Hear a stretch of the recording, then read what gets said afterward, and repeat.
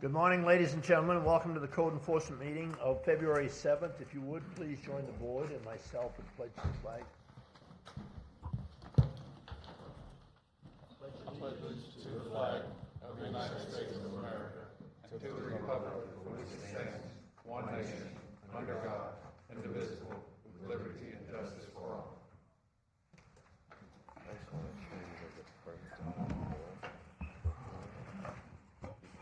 Okay, folks, bear with us. We're going to have quite a meeting. We'll try to get through it quickly. If we could we have please a roll call the Code Enforcement members? Yes, good morning, everyone. Mrs. Monahan? Yes, ma'am. Mr. Fogg? Yes, ma'am. Mr. Taylor? Yes, ma'am. Mr. Murdoch? Yes, ma'am. Mr. Spatara? Hey, Mr. He's Stout. here. He's got a hearing aid problem. Mr. Pancoast? Yes, ma'am. Mr. Waters? Yes, ma'am. Pete. Huh? Say yes, Pete. What? Roll call. I'm here, yes. I left my hearing aid out in the car. Oh, no. Oh, yay. Oh, exciting. This start off a little humor. I left Okay. my glasses home one day, so I can't. They're gonna give me. Could we please have the approval of the minutes of, I'm going to do it separately, December 6, 2023? Prove we accept December 6th, 2023 as printed. Do I hear a second? Second. Second by Mr. Taylor. All in favor, say aye. Aye. Opposed, like sign. Move we accept January 3rd, 2024 as printed. Do I hear a second? Second. Second by Mr. Taylor. All in favor, say aye. Aye. Okay. Could we have swearing in of the staff members, please? State your name for the record. Mark Farland.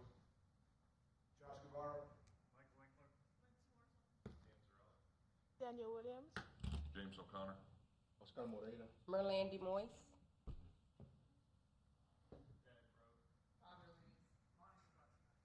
Do you affirm to tell the truth, the whole truth, and nothing but the truth?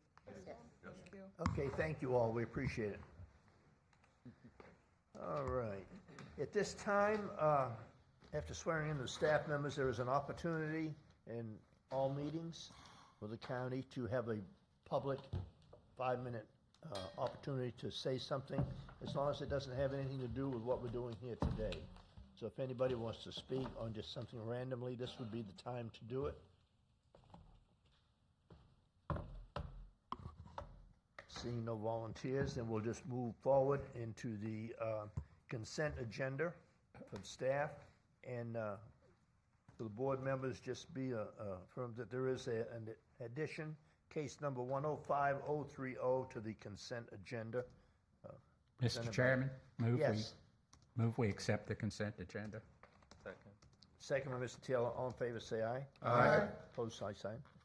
Okay, now we're looking for the consent agenda as total.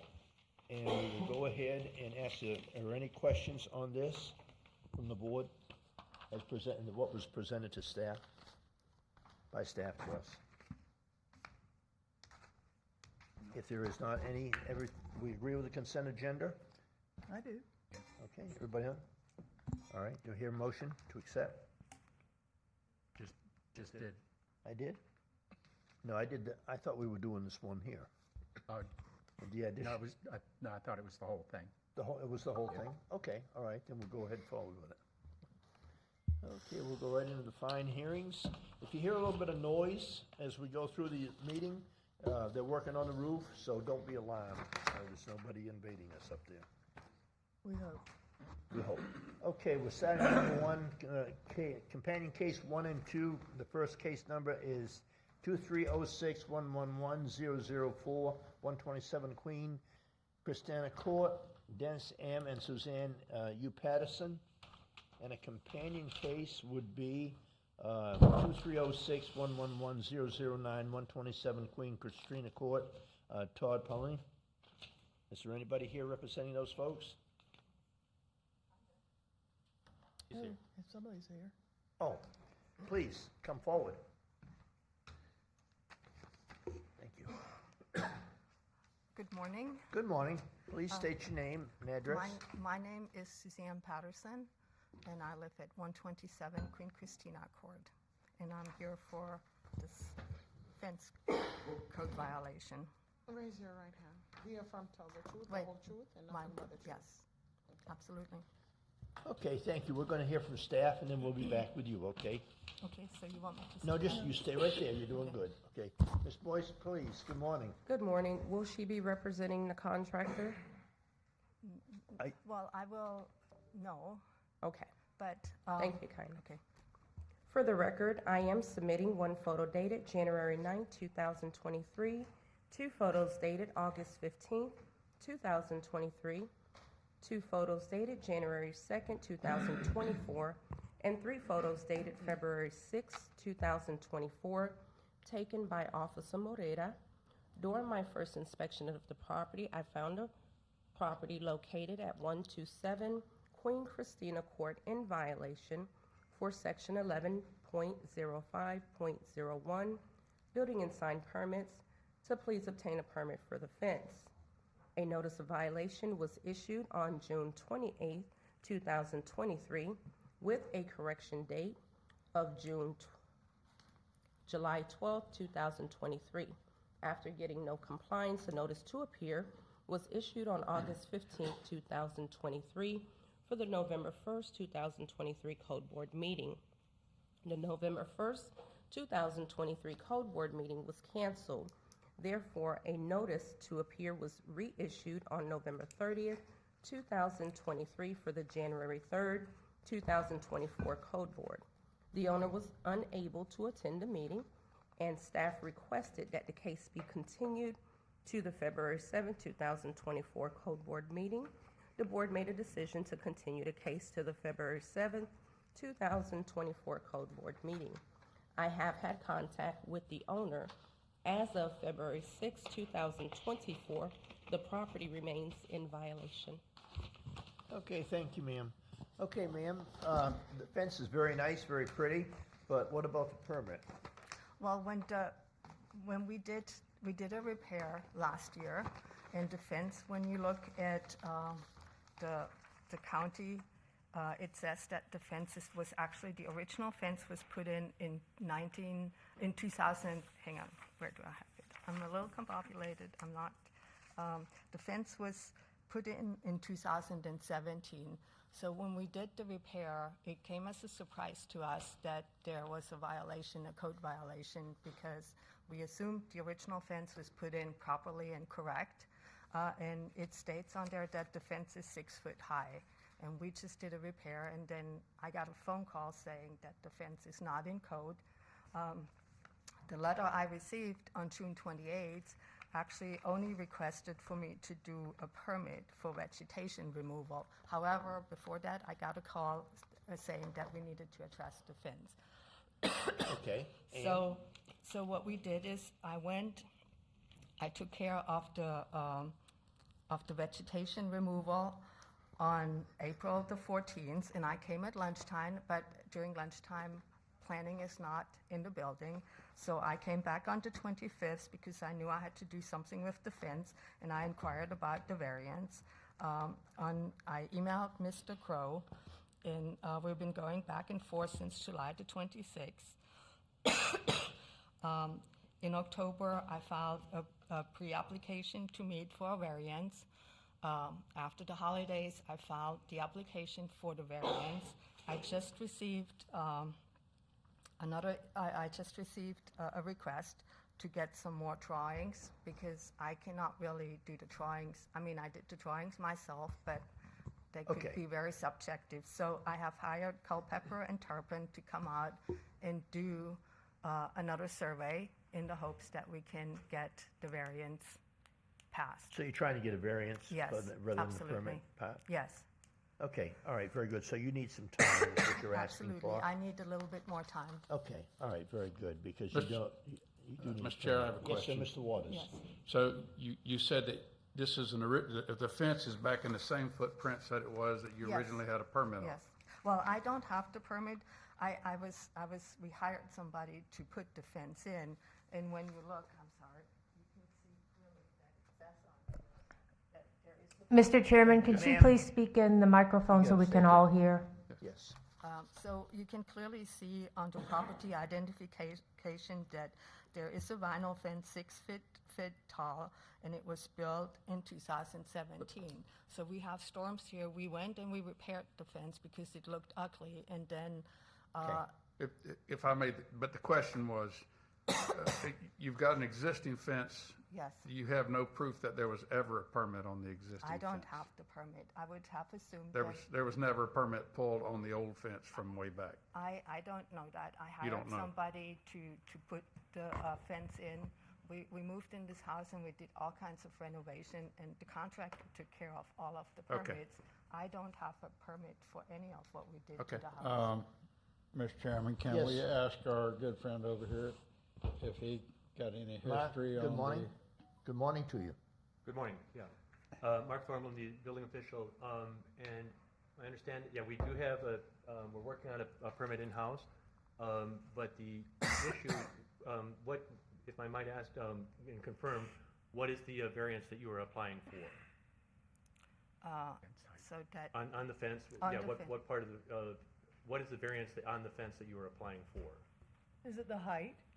yes, it's the height. It's the height, right? It's Yeah. the height, because if you look at it, I mean, it is 6 feet tall, and we're not far enough away from the easement. But if you lower the fence, then the whole thing is out of proportion, because you have a 6-foot fence on one side and a 4-foot fence on the other. And we cannot move it back because there's 3 feet to the generator, and then there's an AC. So, and I have a garden there too, and it looks miserable right now. So So, yeah, so There's no the good- issue that's currently in compliance is not the location of the fence, but actually the height of the fence. Yes. It cannot exceed 6 feet, and portions of it apparently are 8 foot, from what I no, understand. it's 4 feet. And then in the front, No. it cannot exceed 4 foot, and that is actually at 6 foot. Yes, is exactly. my understanding of it. Yes. So the non-compliance is an issue of height in particular, not an issue of location, but an issue of height in Right. specific locations.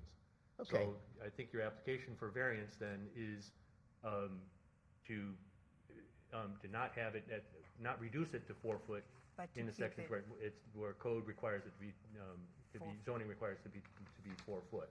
Yeah, And I think you have requested and you have applied for that variance, is that correct? yes, it's correct. And I just received information or a request to get another, some more measurements. And like I said, I just hired Culpepper and Tarpon to come out, and hopefully we can figure something out, and maybe something with the measurements. That's what I'm hoping for.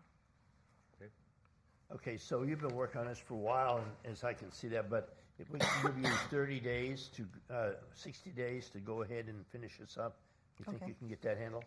60 days, yes. Okay, all right, very good. I think, anybody else on the board have any questions?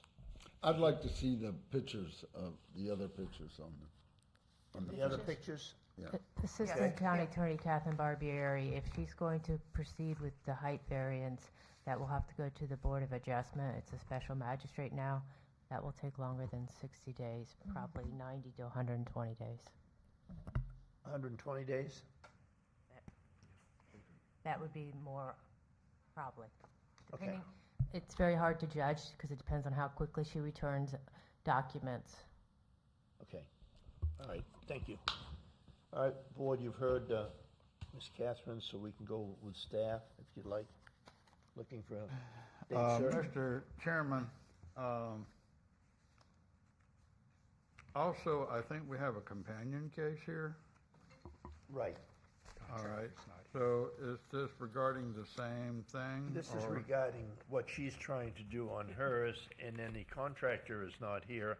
And how do you, staff, you want to handle this as same, or just that he's not here, default on his part? I'm sorry. I'm asking staff. Are you representing the contractor or She not? said no. No, I'm not representing them, but I'm hoping that I can resolve it, and then there's no issue with them, because, again, they did a nice job putting the fence in, and they were under the impression they're just replacing something which was there before. So I really can't totally fault them for that they didn't check properly. Mr. Chair? Yes. What was the height of the other fence? 6 that you feet. 6 feet? Yes. So you replaced the 6-footer with an 8-footer? No, with a 6-footer. Actually, the original fence was solid 6 feet, and we now replaced it with a trellis on top, but still 6 feet. We just solely did a repair. We did not increase the height. So, and the original fence was built in 2017. I'm not understanding what the Okay, variance so is there was applied a- for. Okay, there was a fence built in 2017. We don't know if there was a permit there or not, but going to an 8-foot fence, which this is, because she No, put no, a... no. No, 6 foot. I mean, she's a 6-foot fence, That's- but she put a trellis on the top of it, which No, brought it- it, it brought it is- up. Is that correct? No, it was just a replacement. It was a 6-foot fence, Okay. and we just repaired it and made it a 6-foot fence. And rather than having solid, we put a trellis on it, and it's still only 6-foot fence. From Okay. what I understand, Mr. Chairman, the board, Danielle Warden for clarity. Where the fence is in the front of the property, it has to be 4 feet. It is 6 feet. Right, So she has to either get a variance to allow the 6 feet right, or bring it down to 4 feet. right. That's the Oh, issue. because it's in the front of the property. Correct. Right. Yes. Thank you very much. It's the variance. And Assistant County Catherine Barbieri, I believe she's calling that a trellis, but as you can see, the support posts for the fence go all the way up. And they're 6 So feet. it was always intended to have that look on the top. So the fence is the entire fence. Otherwise, you wouldn't have had the support posts all the way up. Mr. Chair, and the point at hand is if there was an existing fence, the question that I was going to raise, if there's an existing fence and there was a permit and it had been inspected and they did a repair, is she within her rights to do a repair without a permit? Does that not make this point a moot point if that's the case? Understand. It had been previously inspected and accepted as being code compliant. Whether it was or not, I don't know, but I'm not sure how we can fault her if there was a permit and it was inspected. How do we fault her for the repair? Yeah, that's interesting to me. Mr. Chairman, the board, once she made that repair, a new permit is required. Okay. So even if she might have had one in the past, the repair triggers a new permit. What is the threshold for repair? Or, I mean, we paint fences, we adjust. Where is the threshold as it relates to the code for, when is it no longer it requires a permit at some point? I mean, surely we can paint a fence, we can do various things to a fence that is a pair that doesn't require a permit. Where is that line drawn? Per code? Mark Thornton, I can answer that question if you like. Yes, sir. So yes, you can do repairs. You can do repairs to your property without a permit, and typically the threshold for here would be basically 25%. So this is a full replacement of the fence, so that's actually a replacement, not a repair. So if you can do repairs of existing equipment, property without a permit, but when it exceeds, in this case, when we're exceeding 25%, then we did 100% of replacement. Now it's a replacement, not a repair. And that's even if there was a permit, if this had been inspected and a permit, which we have not yet been able to verify, that the original 6-foot fence was in fact permitted and was in fact 6 foot. Okay, so we're Ms. going back Patterson? to I'm sorry, it wasn't 100% replacement. It was solely the front of the fence who was replaced, and not the sides of the front of the fence. They're still solid on the side, and that was the original fence. So it was solely the front we replaced because we had a storm and some of the panels were broken and the door was broken. So we opted to replace both sides and make it look nice again. So Mr. Chair, So one what more your time. testimony is you feel like it's less than 25% repaired? no, it's a little more because the sides are not 50. I can't say it's 25 because It's probably more than 25% Yes, repaired. it's maybe So 40%. that's- It's 30. probably more than 25%, Yes. but then, so if it was less than 25%, then we need to have produced the permit that was Well, provided for the original one. I can Yeah. go back but it's only if you look at it is maybe 25% if you only look at the one side, because the other side doesn't have an issue. So the front and the side may be about 25 if you look at it this way, because the fence goes all the way down to And the end. 4-foot requirement is actually only in the front as well. Yes. So the back can be 6 foot like it is currently, but it's just that front section is the one that's, that we replaced. Needs to be down to 4 foot or have a We just variance. let this go to variance and not try Yeah, here. yeah, we're Mr. just Chair, gonna, one more time. we're gonna go Mr. ahead. Chair, and- one more time on this explanation.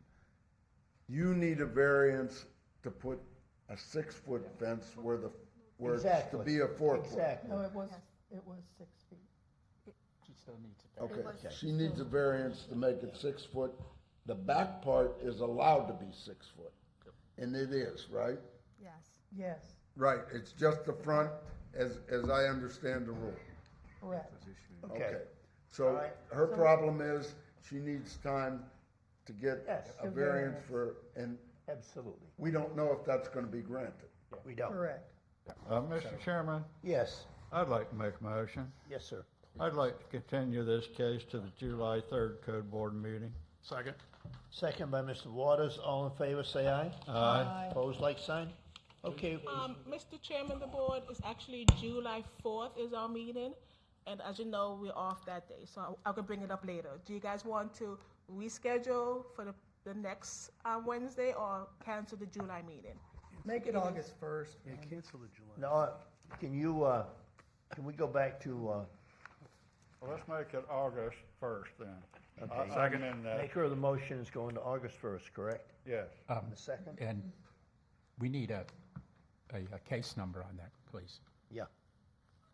Okay, Mr. Chairman, in reference to case number code 23061111004, I move that we continue this case to the August 1st.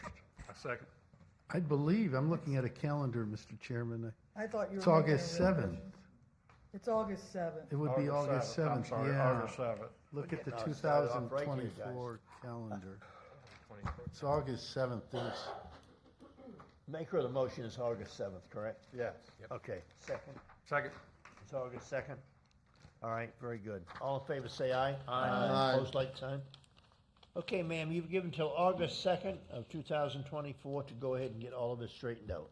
Okay, I Okay. appreciate it. All Thank right, you. thank you for your time. Are we doing the appreciate same Yeah. thing Now. with the contractor? On the contractor's part, He's gone to default? I would say, I would recommend you continue that as well, in light of her testimony okay. about All the right, and, contractor. we're looking for a motion on, Mr. Chairman, I have a motion yes, sir? in reference to case code 23061111009 that would continue this case to the August 7th Code Board meeting. Do I hear a second? Second. Second by Mr. Taylor. All in favor, say aye. Aye. Opposed, like sign? Okay, very good. August 7th for you and the contractor. Okay? Thank you very much. Okay, we're on number 3, case number 23061100981 has been removed. We are on number 4, case number 230811350, 5989 South US Highway 1, Fort Pierce, Florida, Blackhawk Security and Safety Consultants. And number 5 is a companion case. And number 5 is a companion case. Is there anybody here representing these folks? Read 5 in the record, Mr. Chairman, please. Yes, sir.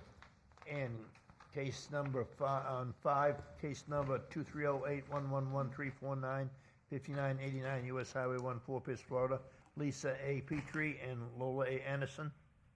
And George Peach. And George Petrie. What? And George Petrie also. And George, oh, I'm sorry, I forgot. And George and Petrie, yes. Trying to help you out. Okay, thank you. Number 6, case number 2308111384211 Edward Avenue, Robin Cologne.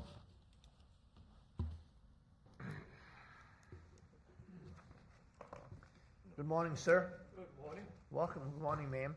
Welcome to our meeting. Please make sure you speak into the microphone and state your name and address. I'm sorry? Speak into the microphone and state your name and address. Yes, Robin Cologne, 2011 Edwin Avenue, Fort Pierce, Florida.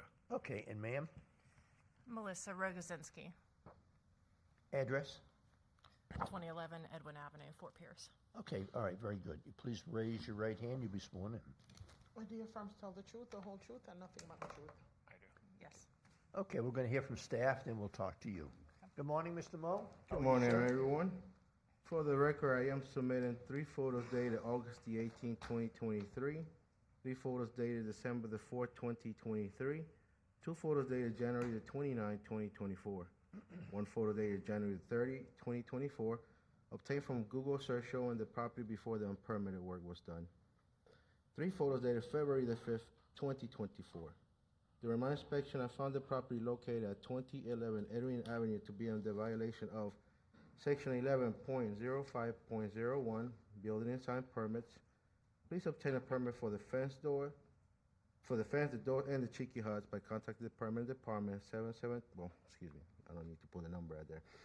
Section 8.00.03F, outdoor storage recreation equipment. Only 2 recreational equipment, such as the trailers, are allowed on the property. I issued a notice of violation letter on August 21st, 2023, and gave a compliance date of September the 4th, 2023. After getting a compliance certified notice to appear for the February 7, 2024 Court Board meeting was issued on December the 8th, 2023, and posted January 10, 2024. A fence permit 2401-000960 and a building permit 2402-005402 permits are currently on hold pending submission from the owner for a builder application. I have remained in contact with the owner. As of February the 5th, 2024, the property remains in violation. Okay, sir, thank you very much. Folks, are you in violation or are you not? We're in the process of filing online. We went to the office and we met with the office for 45 minutes, got a lot of paper applications, went online about 3 times. I have all the instructions, and we spoke right before we came in. We've tried to file everything that we need to online. I used to be a paralegal a long time ago, so I know how to file things. I just have simply run into, I need to know how far we've gotten, and if there's anything else you need from us. I have everything that we need to finish the process. I just am not sure that I haven't hit a wall and just don't know how to finish the process. Okay, very good. So you're gonna need some time to get this, to continue it, to get Right. this worked As far out. as the fence is concerned, it's the existing fence. We simply moved one portion on the side to the front of the house. Okay. The French door, we received all of the materials from Home Depot. Right. They're in compliance with Florida law, and we submitted that online as well. And the Cheeky Hut, I got online. I was able to finish the first 2, and I have proof of successful submission. And as far as the Cheeky Hut, I got to a point online that it stopped me, and I got to a point it just wouldn't let me finish, Okay. and so I need some help. Okay, so we're just gonna go ahead and give you some time to continue to work this out. Okay. I believe, and Okay. you can go from there, but the question was, are you in violation or are you not? I don't think we are on the You don't? window or the Okay. fence. All right. I've submitted everything that Okay. we've been told we're supposed to. I just need help Yeah. finishing the I have Cheeky to Hut ask the submission. question. That's part of my job. Okay. Okay. I don't think we are at this Okay, point. all right, very good. So, does any of the board have any questions? Mr. Chairman, I have a motion. Yes, sir? I move in reference to case number 230811138 that be continued to the May 1st Code Board meeting. I would really think that it would be better possibly if we did time certain, these continuations. Well, I think that sounds like they're on track. They're going to get this done. I don't think it's necessary.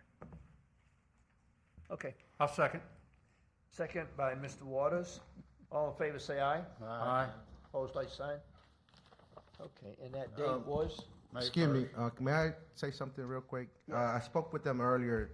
The problem with the Cheeky Hut, the gentleman that built the Cheeky Hut was a Native American, and apparently they were told that he passed away. So I was telling them they might request a little bit more time because now they have to find from the tribe, they have to find someone that they give them the letter certifying that this was built by a Native American person. So I was telling them that they might have to request more time because of that. Not everything else, the permits, that's something they can, I'm pretty sure can get within 2 to 3 weeks, possibly less. But the only problem I was telling them that might be the issue of the Native American. Okay, so if, Well, we're giving them 90 days. Okay. Okay. all right, That should be plenty of time, I would Sounds good. think. all right. Okay, so, Okay, that's it. that's, all in favor? We did Aye. that? We did that. Yeah, and what about the RV on here? The boats and RV, only 2 recreational vehicles are allowed? We're moving one today. Yeah, what happened was that we have the 2 RVs and a boat, but I was fixing the trailer on the boat, I couldn't move it. Now it's been taken care of, Okay, and we're all right, moving one very out of good. there. Well, I would just want to address it while we're. Yeah, it was brought to my we're attention. taking one home today. Okay, so there's a motion, a second. All in It's favor? already voted. Did we already vote on it? Yeah. It was unanimous. Under 7. Very good. All right, so we have a 90-day, what's the next, what is the extension, the due date for the Cheeky Hut? May 1st. May 1st? Okay, perfect. Thank you very much. You're welcome, thank you very much.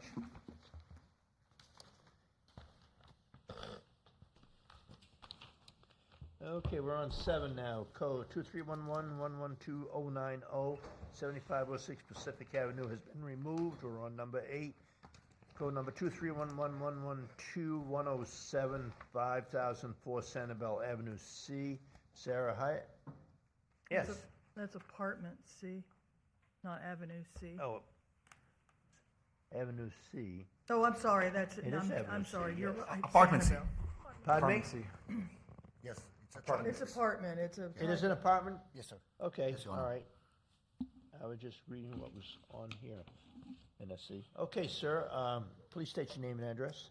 My name is Saur Hayat, 5004 Okay, Sanibel you can Avenue. pull this up if you like. Thank you. Yeah, okay, Saur Hayat, 5004 Sanibel Avenue, Fort okay, Pierce. all right. You please raise your right hand, be sworn in. Do you affirm to tell the truth, the whole truth, and nothing but the truth? I do. Thank you. Okay, we're gonna just hear from our staff. We'll get right back with you. Mr. Mo? One moment, excuse me. Yes. Mr. Chairman, it has a Fort Lauderdale address. Yeah, I live there. I thought it's about the case. I live in 1471 Northwest 19th Street, Fort Lauderdale, Florida. All right. Yes, in Fort Apartment Lauderdale. C. Okay, so I'm yes. reading the information up here on above Avenue C, and to get down to I didn't read that addition in, I'm sorry. And it, Yeah, so the location of violation is 5004, that's- right? That's Yes. that's what I Okay. did. Right. Okay. And he lives in Fort It's Lauderdale. just usually it's the same 2 addresses, this one, Yeah. I Mr. prefer Mo? checking out why. Yes, for the record, I am submitting 9 photos dated November the 22nd, 2023, 5 photos dated February the 5th, 2024, 1 photo dated February the 6th, 2024. During my inspection, I found the property located at 5004 Sanibel Avenue, Unit C, be in violation of Section 13.08.01 Standard Housing Code, Section 305, interior structure. Please repair the mold mildew throughout the apartment. Section 13.0801 Standard Housing Code. Please repair the damaged ceiling and the closet end throughout the apartment. Section C 13.09.00 Exterior Property Maintenance Code. Section 303.2 Protected treatment. Please repair the soffits. D. Section 11.05.01 Building and sign permit. Section 305 Interior structure. Please repair the hole in the ceiling inside the apartment. Section E has been removed. Section F 13.08.01 Standard Housing Code. Section 604.3 Electrical system hazard. The electrical system such as disposed wires are unsafe. Please hire a licensed electrician to repair the exposed wires and provide a copy of the report. Section G, Section 11.05.01 Building and sign permits. Please obtain a permit for the plumbing work done on the outside of the property. Section H, 13.08.01 Standard Housing Code. Section 304 Interior structure. There are holes in the interior. Please repair the rotten wood inside the apartment. Section I, Section 13.08.01 Standard Housing Code. Section 305 Interior structure. Please repair the floor. Section J has been removed, has been abated. Section K, Section 13.08.01, Standard Housing Code, Section 304.13, windows, skylights, and door frames. Every window, skylight, door, and frame shall be kept in sound condition, in good repair, and weathertight. Please repair all the windows to make sure they open and close. I issued a notice of violation letter on November the 28th, 2023, and gave a compliant date of December the 12th, 2023, and a return on delivery. A second notice of violation was issued December the 11th, 2023, with a compliance date of December 25th, 2023, and posted December 11th, 2023. After getting no compliance, a certified notice to appear for the February 7, 2024 Code Board meeting was issued on December the 29th, 2023, and posted January the 5th, 2023. I have remained in contact with the owner. As of February the 6th, 2024, the property remains in violation, and also I did not have access to do a follow-up inspection on the property. Thank you, Mr. Mo. You're welcome. We really do appreciate it, sir. Sir, are you in violation or are you not? Yes, I still in. Pardon me? I still in violation, yes. Okay, all right. So tell us, how did it get like this? Is this a rental property? Yeah, it's a rental property. I have like 2 tenants. They are family. They didn't pay me and they destroyed my house. I couldn't go there. Apartment C actually, she just left like this weekend, so I couldn't go inside the apartments. I fixed the electric outside with a professional electrician, but I couldn't get inside the apartment. I want to fix those violations. I just need more time to work on it because I can able to get inside my apartment only like today. Only today? I'm not sure. I need to go make sure that she left me the key. Well, we're looking at the pictures that we saw here, that some have been doing recently, and they've been there for a long time. You said you couldn't get inside. There's a lot of outside things also. I took care of the outside electric already. And do we have pictures and all such as it? Did you call staff and let them know? I spoke to him yesterday. I need to send him the receipt. I'm going to speak with my electrician. I'm going to my house after this hearing. Okay, because I think you were cited back in December, if I'm not mistaken. I didn't know about it. In November? No, I just heard about this violation in January. In January, do we have your address, your mailing address? Yeah, but it's the proper mailing address for you? I needed to change it. You sure do, yeah. I'm going to do it right now. I'm working in a moving company. I'm outside of the States most of the time. I just came back. Well, it's when you're a landlord, you have things you have to take care of, and obviously, apparently, from what we can see, it appears like it hasn't been done. Mr. Chair, Yes. are there people in this house No, right now? no. Okay. The whole place is empty? Yes, sir. Mr. Chairman, I have a motion. Yes, sir. Date certain. Yes.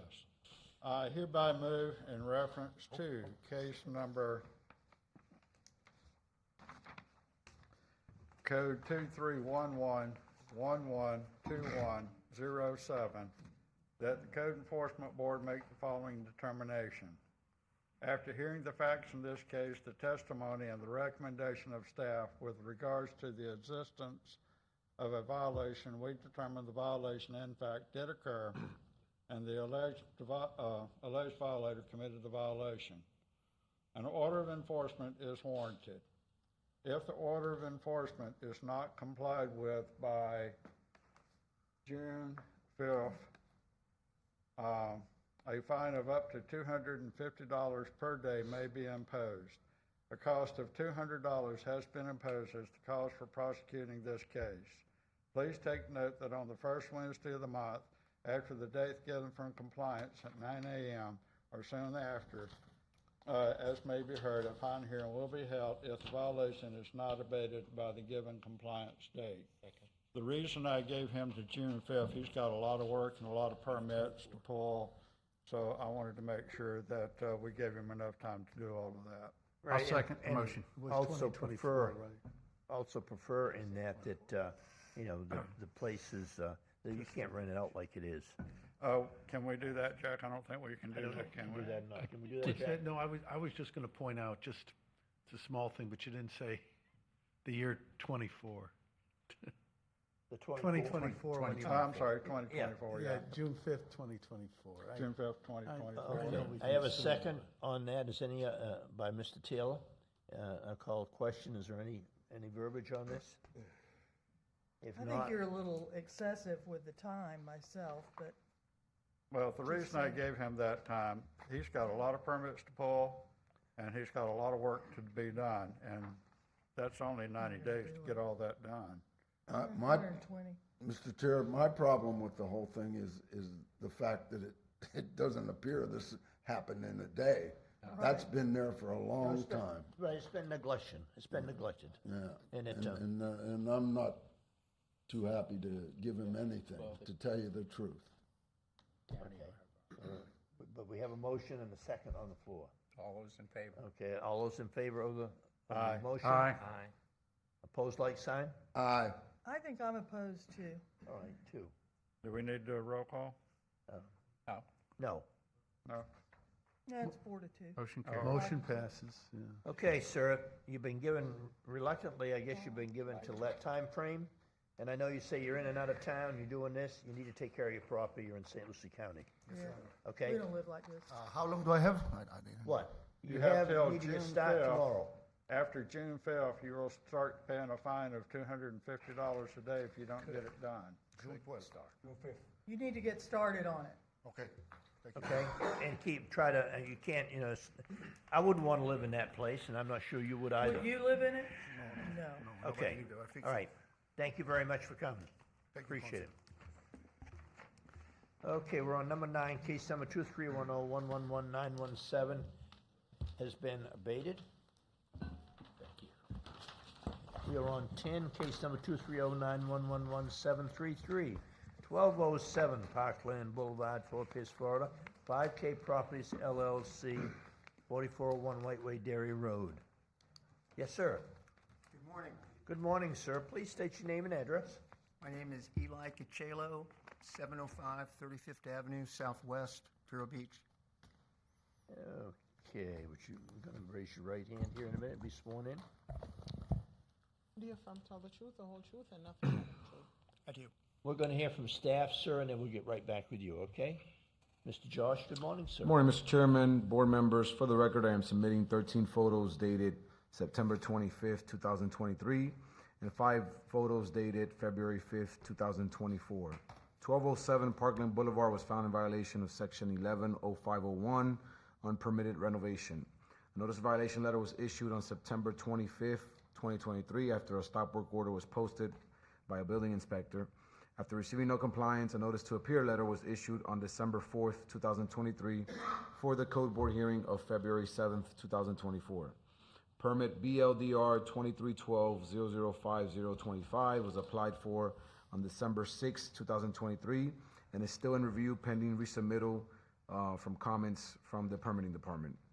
As of today's date, February 7th, 2024, the property remains in violation.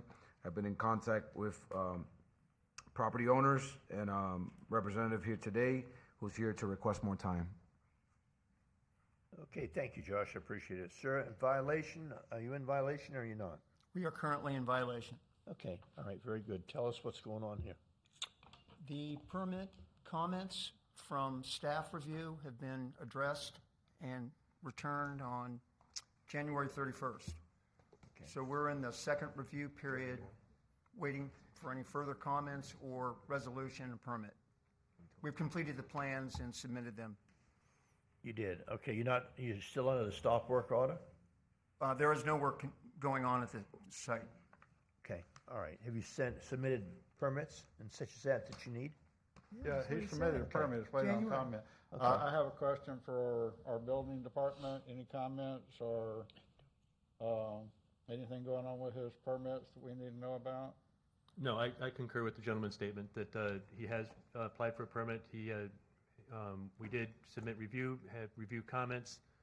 He submitted responses, and we are currently in the review period of those responses to those comments. How much time do you think this would? I believe we have, I think there's another week or two left on our typical time clock for that. Okay, so if I gave him 60 days, that should be more than a plenty, right? Yes, sir, I believe so. Okay, very good. Board, anybody else on the board have any? Nope. Okay, state certain. Yeah.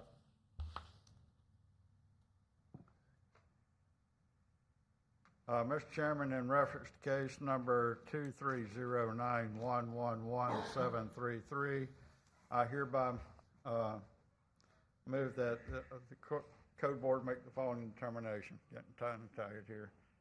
After hearing the facts in this case, the testimony, and the recommendation of staff with regards to the existence of a violation, we determine the violation in fact did occur and the alleged violator committed the violation. An order of enforcement is warranted. If the order of enforcement is not complied with by April 3rd, 2024, a fine of up to $250 per day may be imposed. A cost of $200 has been imposed for the cost of prosecuting this case. Please take notice that on the first Wednesday of the month after the date given for compliance at 9 a.m. or soon thereafter, as may be heard, a fine hearing will be held if the violation is not abated by the given compliance date. Second. Second by Mr. Vitaro. Sakar. Second by Mr. Pete. All in favor, say aye. Aye. Opposed, like sign. Okay, sir, you'll be given till April 3rd. Okay? Thank you Good very luck. much. Appreciate Thank you it. very much. Thank you for coming.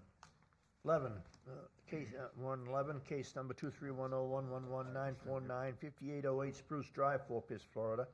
Tracy Sturbridge, 5808 Spruce Drive. Mr. Chair, I know they may not be present, but I've got a general observation with some of these, and maybe, I don't know if this would be the right time to. I don't know that we're gonna, not sure that it would be. I think it's best to keep comments, not talk about some of these cases at this point, at the end of the meeting, if you have Okay, some concerns. I'll hold till the end of the meeting. Thank you. Okay, all right, very good. Okay, on number 12, 2310111793, 4702 Myrtle Drive, Fort Pierce, Florida. Raquel Mosseri.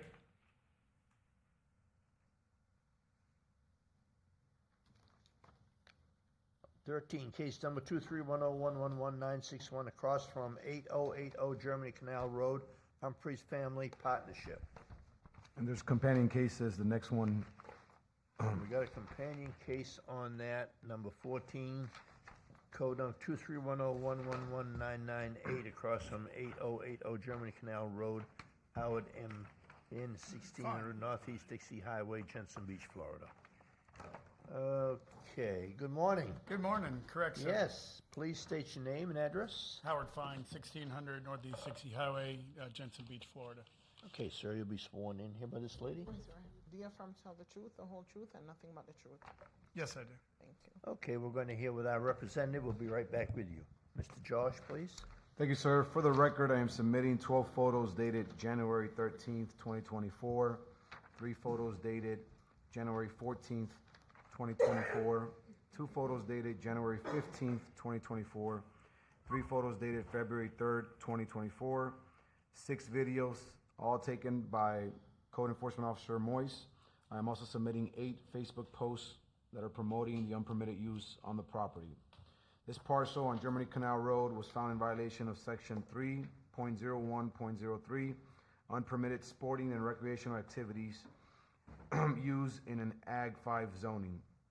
Staff received numerous noise complaints resulting from continuous use of ATV activity on the property.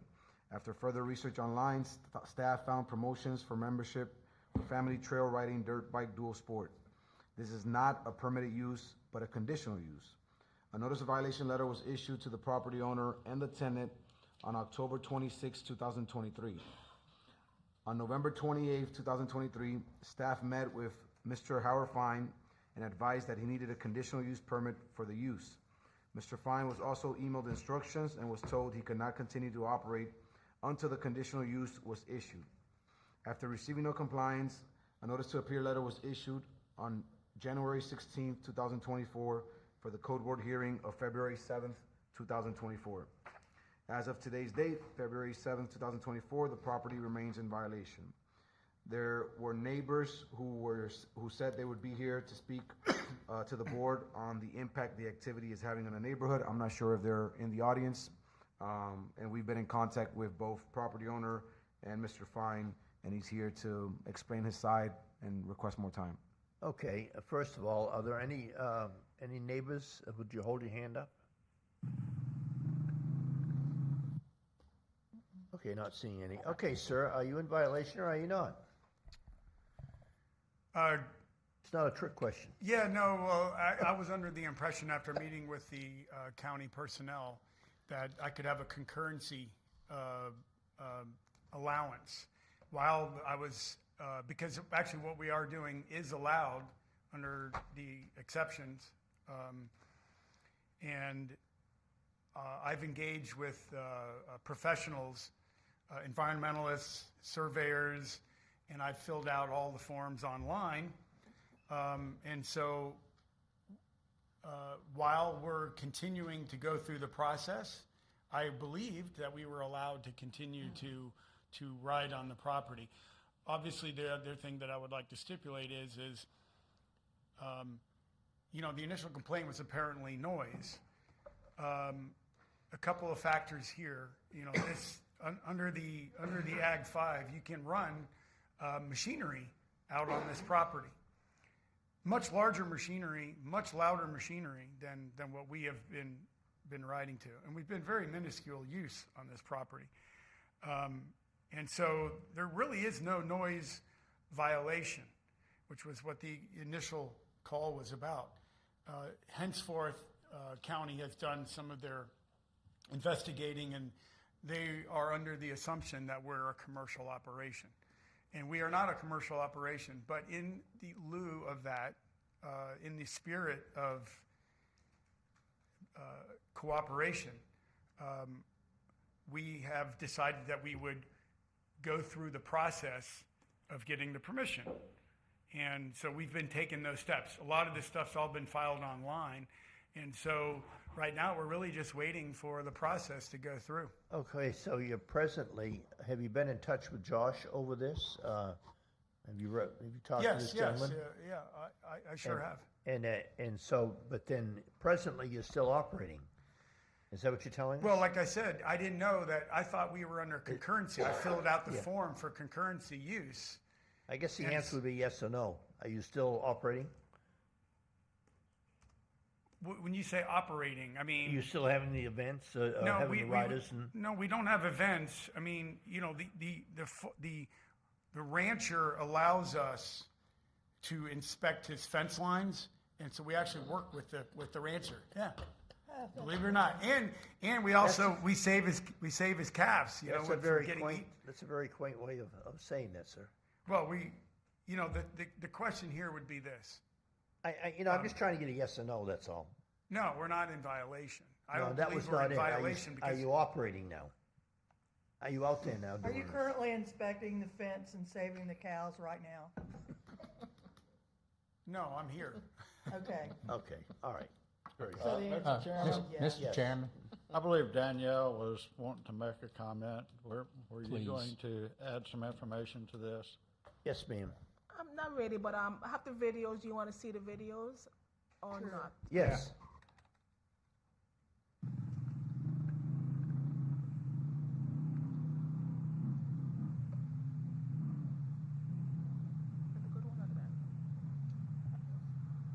So now, obviously, mind you, that's right on the road, right off the corner. I think the northeast corner of the property, and you can hear it's just you can barely hear it.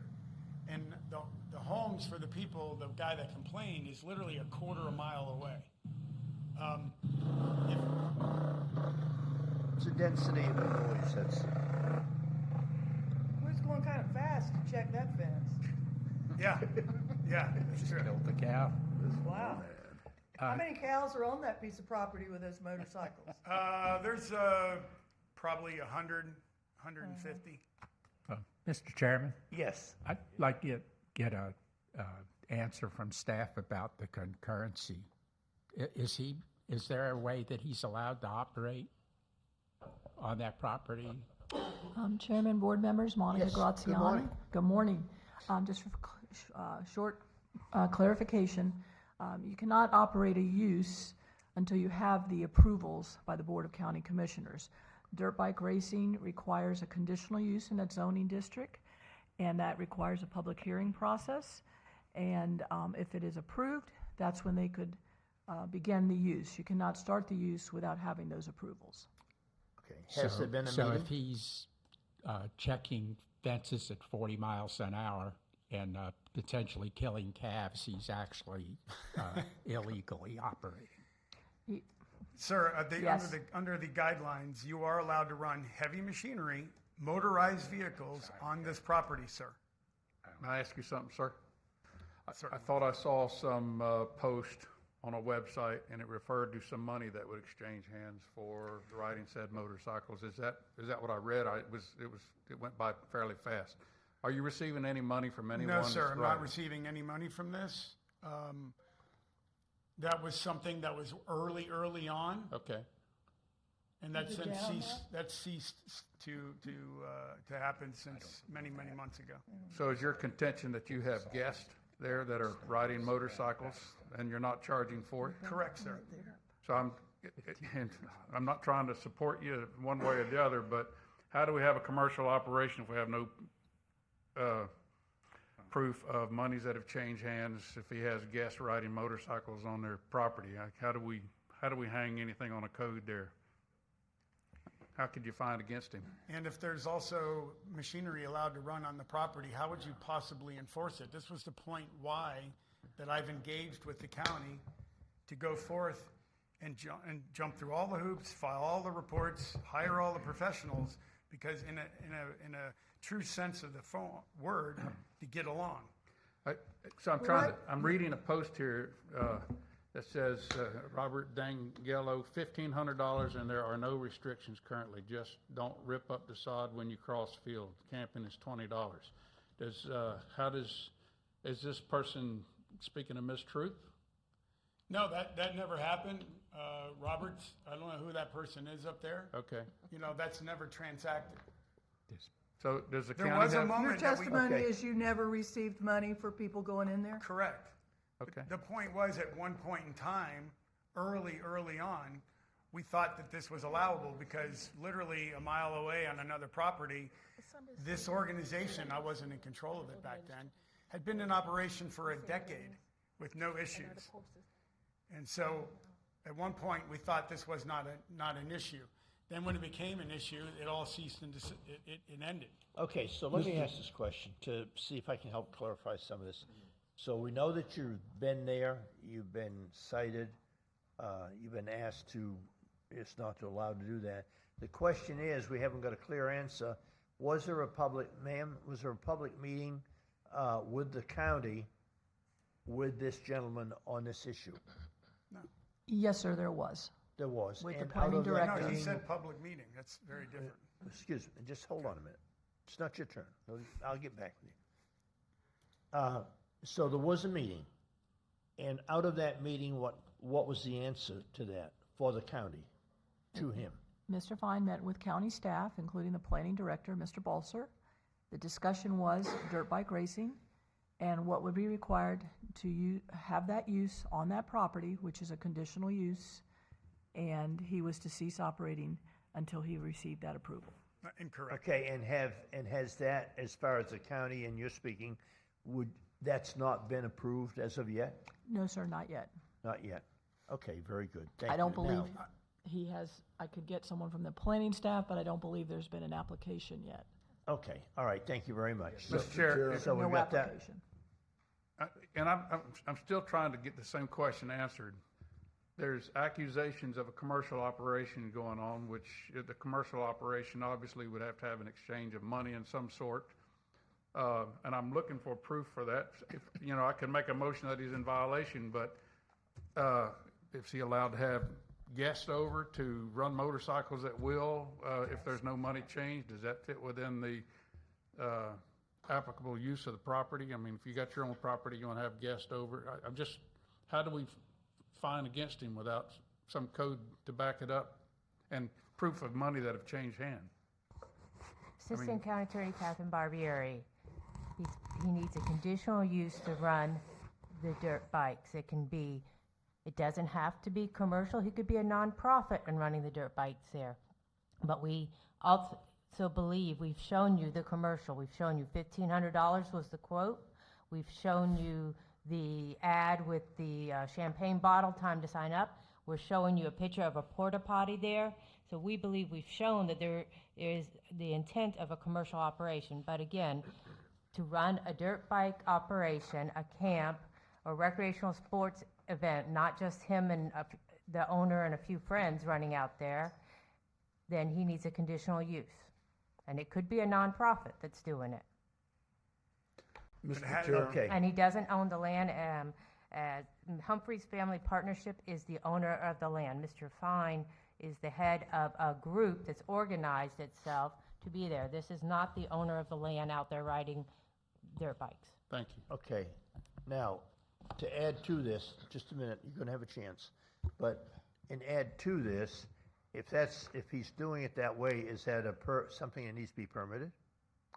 It needs a conditional use, yes. It needs to go through hearings in front of the Board of County Commissioners where the neighbors, who are the ones that are complaining, will have an opportunity. And if it is allowed, they'll put on conditions, maybe time of day, maybe where on the property it could be, Okay. things to make it so everybody could operate. Okay, so, but at this time, it has not been approved? It has not. Okay, all right. Mr. Chairman, I Now- have another question. Go ahead. He's not the property owner? No. No. Companion cases, we have here the Companion case. tenant and the property owner cited. I have for the his violation. agent authorization here. Mr. Chair, He's representing Okay, both. so, Mr. Chair, yes, I would like to see if they have an overhead to see how close the neighbors are. My concern is the noise complaint, not only the, I think that, and I understand that, and I think it's probably part of this, but we're in the beginning of this to find out he can't operate, or he shouldn't be operating, because it's not gone through the county yet, and it's not been approved yet. Whatever you're saying now, I'll give you an opportunity to defend that, what I just said. He's already given us all kinds of roundabouts. Well, like I said, the idea was to find a middle ground here. Right, I understand. Right? And so early on, one of the neighbors had spoken to the landowner and, asked him, can you do anything about it? And so the neighbor, the owner of the property did. He actually we moved riding areas much further away. So now we're more than 1,000 feet away from the house. Okay. Okay, also across a very highly trafficked road with large, because they're mining operations and what, giant trucks that go by there with almost 100 decibels going by. What road is that? Germany Canal. Okay. Okay. And I was really kind of hoping that the county would have taken some decibel readings, because Well, first of all, and I understand everything that you're talking about, that's after the fact.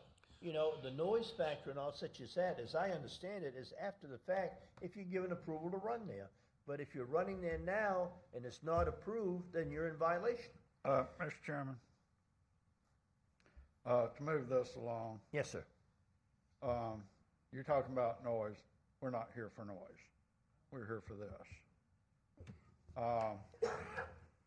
So, yeah, I mean, what I'm sorry.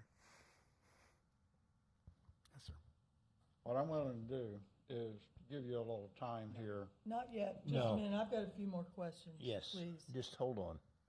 Yes, ma'am. Well, what I was getting at here, Peggy, Okay. Okay. was to give him an opportunity to get with the planning department and resolve this. Well, they're trying, the county is already, it's already in motion, the first part of this. So you get through the first part to go to the second part, and he clearly is in violation at this time if he's running there and he didn't say yes, no, or whatever when I asked him the direct question, because it's kind of, evading that question, and I understand that. So, but go ahead, Ms. Peggy. First and foremost, is this the piece of property that they're riding on? Yes. Do you know how many acres that is? Does it say they're 300 acres? Right. Yeah. Okay, do your people do this every day? Maybe I might have one person out there on a daily, maybe two during the week. And what we did is And what about the weekends? On the weekends, there could be 15 riders out there. Okay. And I've heard so much here this morning. Have you already started your Yes, ma'am. I thought that the online, I guess the online application doesn't show them until I submit. But they can't just dream it up. Well, no, there's an awful lot of paperwork that's gone into the online application. And if you haven't submitted it, they don't know about it. well, like I've already hired the environmental company. They've already done their job, and their conclusion is very favorable. I'm still waiting on the surveyor. Okay. So you've started it? Oh, yes, ma'am. Okay. Yeah, I've got thousands in on this already. And where are the complainants on this? In that strip of houses there on the right side? There's houses all the way up. All those houses there? No, not him. Huh? I mean, I don't know, I don't need to know exactly. That first one's complaining. Okay, so they're all to the east of this lot? And Correct. Mr. Wilder, that's the second. Okay, complainant. I don't need to know That's- who or what, it's just that strip there. that's correct. What's to the north and south? That's a grove? No, that's the RC Remote Control Club, and they fly remote control airplanes over the whole entire area. Does Humphreys own that too? No, ma'am. That's owned by the... Okay, it doesn't matter. Yeah. What about to the south? That's an old grove, it looks like? Correct. Okay. All right. Okay. So, That's all I needed to know. Okay, all right, so getting back to it is the fact that he is in violation as is in front of us here today. The other things that are in play they're working on it, evidently the county's working on it, but you should cease and not be there and do this at this time because you are in violation. And according to what's given to us here as a board. And I know you're trying to do all kinds of things to make it work, but the basic bottom line is you're in violation, as I understand it. I understand your point there. And the other point I would make is that what we are doing is in compliance with county code when you look at the permitted uses. Does And staff agree with that outdoor, comment?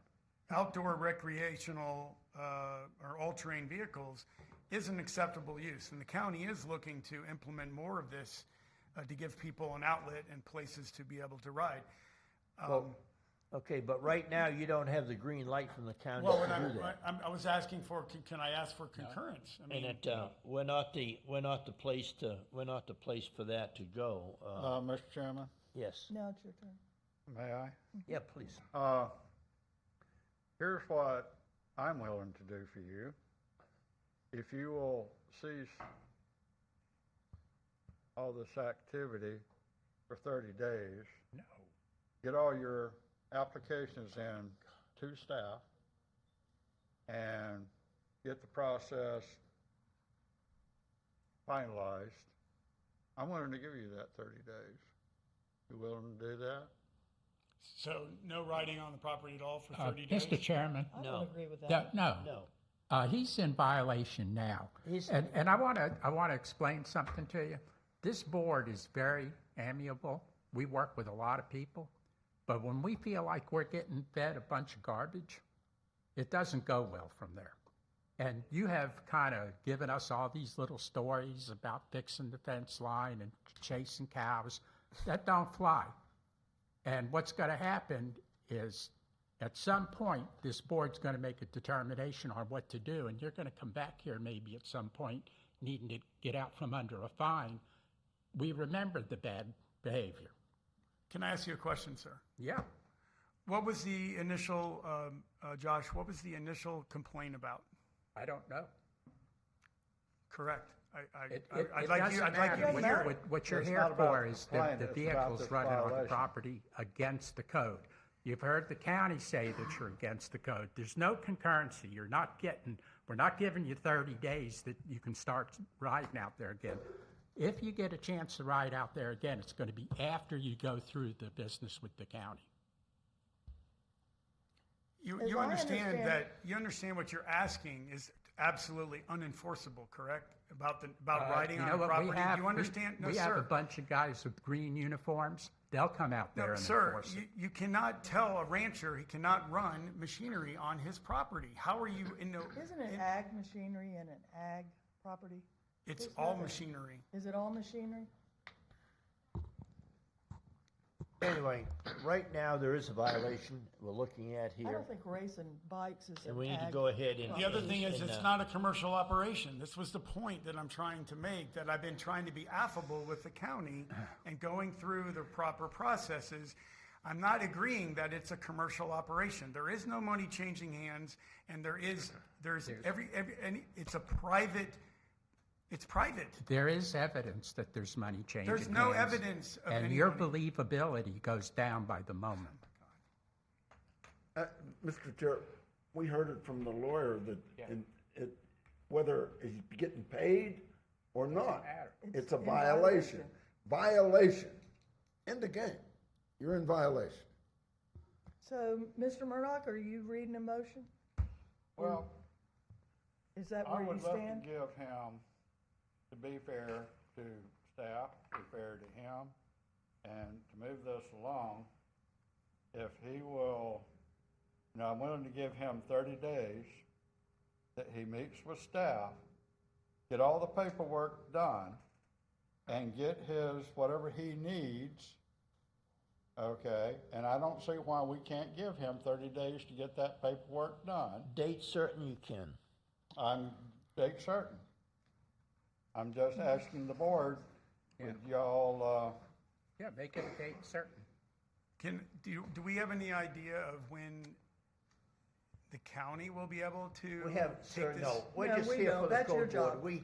We have, the county brings things to us, and it's up to us to make a decision. Is it good, bad, right, Fair, wrong, not fair. whatever, fair, whatever? That's why we're here. That's what we do. we try to work with you, we try to That's work it. with staff, we're trying to get everybody on the same page. I understand that, but I believe Richard over here believes that I'm antagonizing him, and it's not the case Josh, at all. Mike. I'm sorry, Ms. Sister, you had, no? Okay. All right, I want to read this so we can move this along. We don't have time to debate this Thank all you. day. I hereby move in reference to case number code 23101111961 that the Code Enforcement Board make the following determination. After hearing the facts in this case, the testimony and recommendation of staff with regards to the existence of a violation, we determine the violation in fact did occur and the alleged violator committed the violation. An order of enforcement is warranted. If the order of enforcement is not complied with by March 5th, 2024, a fine of up to $250 per day may be imposed. A cost of $200 has been imposed as the cost for prosecuting this case. Please take note that on the first Wednesday of the month after the date given for compliance at 9 a.m. or soon thereafter, as may be heard, a fine hearing will be held if the violation is not abated by the given compliance date. Second.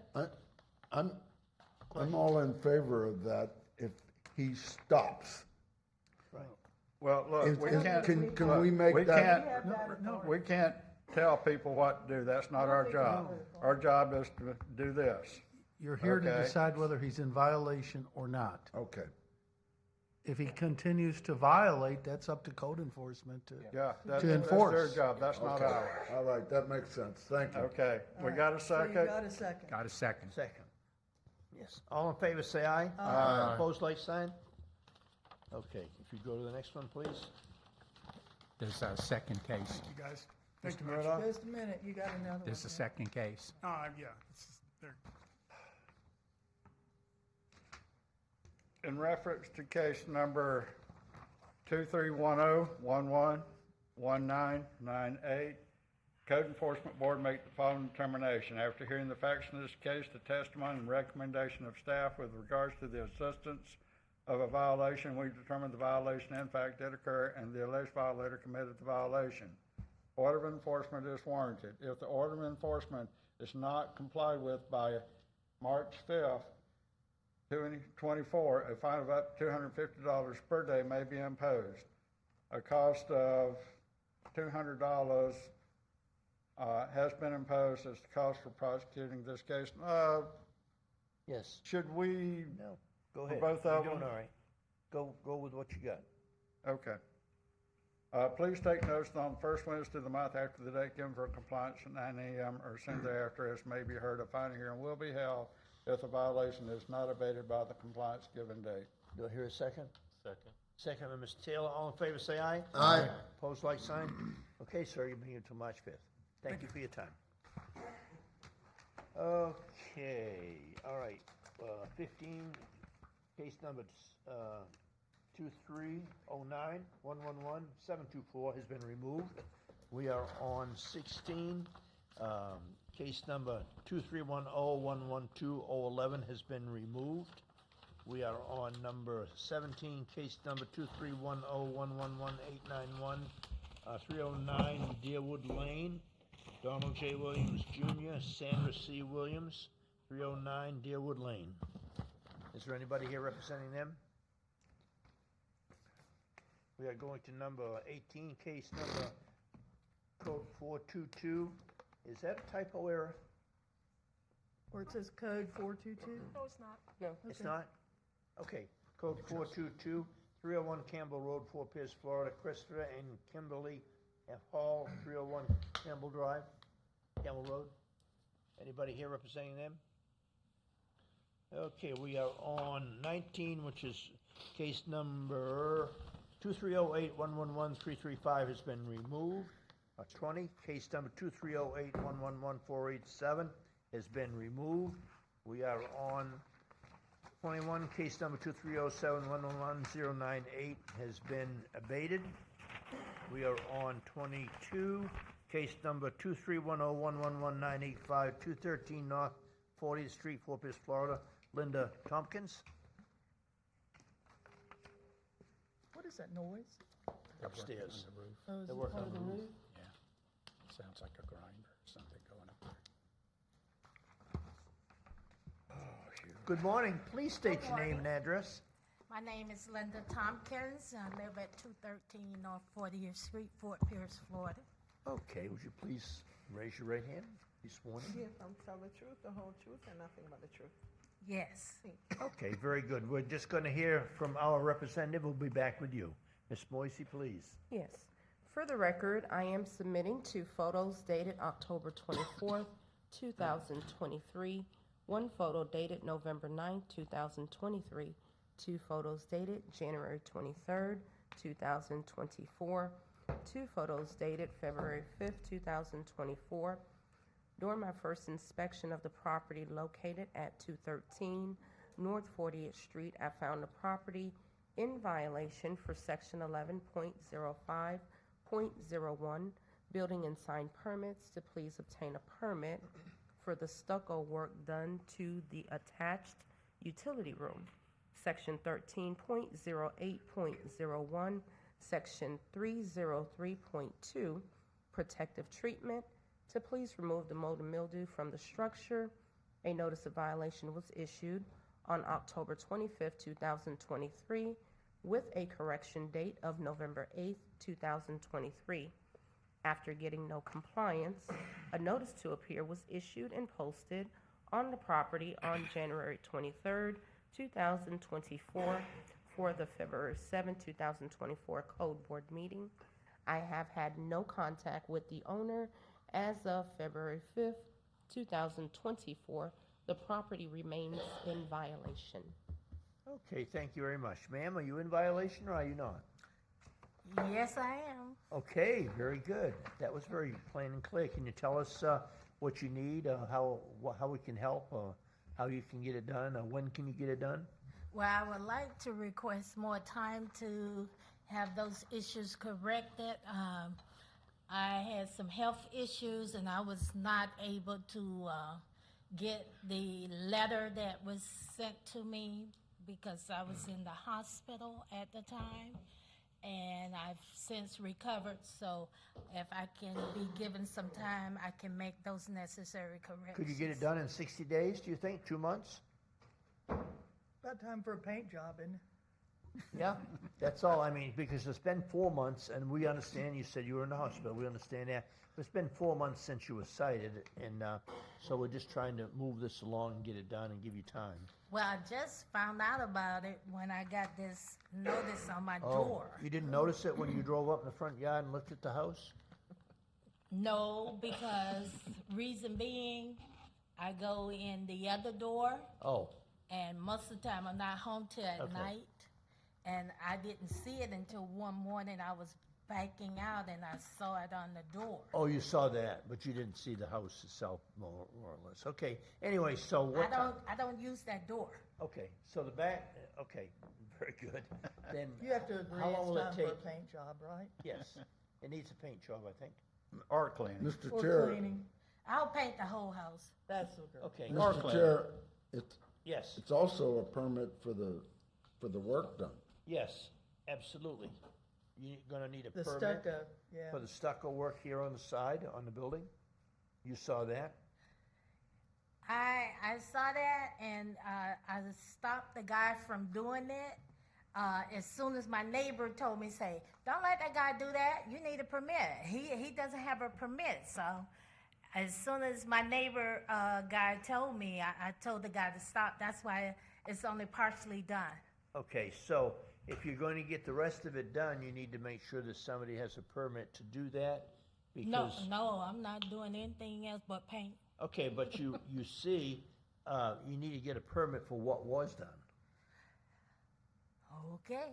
all right? I mean, and no, And then I'm you'd just have him saying come this, back we're and trying to, finish it. trying to suggest, if you read this will tell you, if you have any questions with this, you call Miss Moisey, get in touch with her, she'll be more than happy. She'll walk you through the To whole walk you program. through it, but as I understand from what she said, there'd been no conversation between you and the lady. No, because I Okay. wasn't available at the time. Okay, but then maybe you could be available now to get her number, call her, talk to her. She can help you through this. All we're gonna do here is give you some time, but it has to be done pretty quickly. Like, you can't get it done in 60 days, 2 months? Mr. Chairman, May I get 90 days? Mr. Chairman, I have a It's a motion. possibility. Because Yes. I would have to hire someone to do all the work. Okay, 90 days, date certain. Yes, sir. Thank you. I'm going to be generous. Mr. Murdoch? I hereby move in reference to case number code 2310111985 that the Code Enforcement Board make the following determination after hearing the facts in this case, the testimony, and the recommendation of staff. With regards to the existence of a violation, we determined the violation, in fact, did occur, and the alleged violator committed the violation. An order of enforcement is warranted. If the order of enforcement is not complied with by June 4th, it's going to give you plenty of time, of 2024, a fine of up to $250 per day may be imposed. A cost of $200 has been imposed for the cost of prosecuting this case. Please take notice that on the first Wednesday of the month, after the date given for compliance at 9 a.m. or soon thereafter, as may be heard, a fine hearing will be held if the violation is not abated by the compliance date. Second for discussion. Yes. I think the lady could use that $200 more on painting her house or helping her with the permits to get the stucco done. I would concur with that. Would you? Mr. Chairman, I would like to modify that motion to remove the $200 for prosecuting the case. Thank you. Call for the motion. And you, Do you have a second with that? okay. Having said that, any other questions? If not, all in favor say aye. Aye. Opposed, like sign. Okay, so we've given you till June 4th. Thank you Okay, so and kindly. we don't- And we saved you $200. This. Thank Okay, you. that's for the paint. I'm most gracious. Okay, dear, thank you very much. You have a great day. Thank you for coming. Okay, we're on 23, case number 2309111632-275 West Coker Road. And this is Perfect Spray Inc., 3408 Southwest Europe Street, Port St. Lucie, Florida. Is there anybody here representing them? Okay, we're on He 24. was here. case- Yeah, he was here. Okay. Can we come back to it? Okay. Thank you. Okay, he stepped out? Okay, 24, case number 231111251, location violation 3403 Metza Avenue, Fort Pierce, Florida. Suzanne Menendez Avenue. Mendez. Menendez. Suzanne and Davil. We can butcher it. Good morning, ma'am.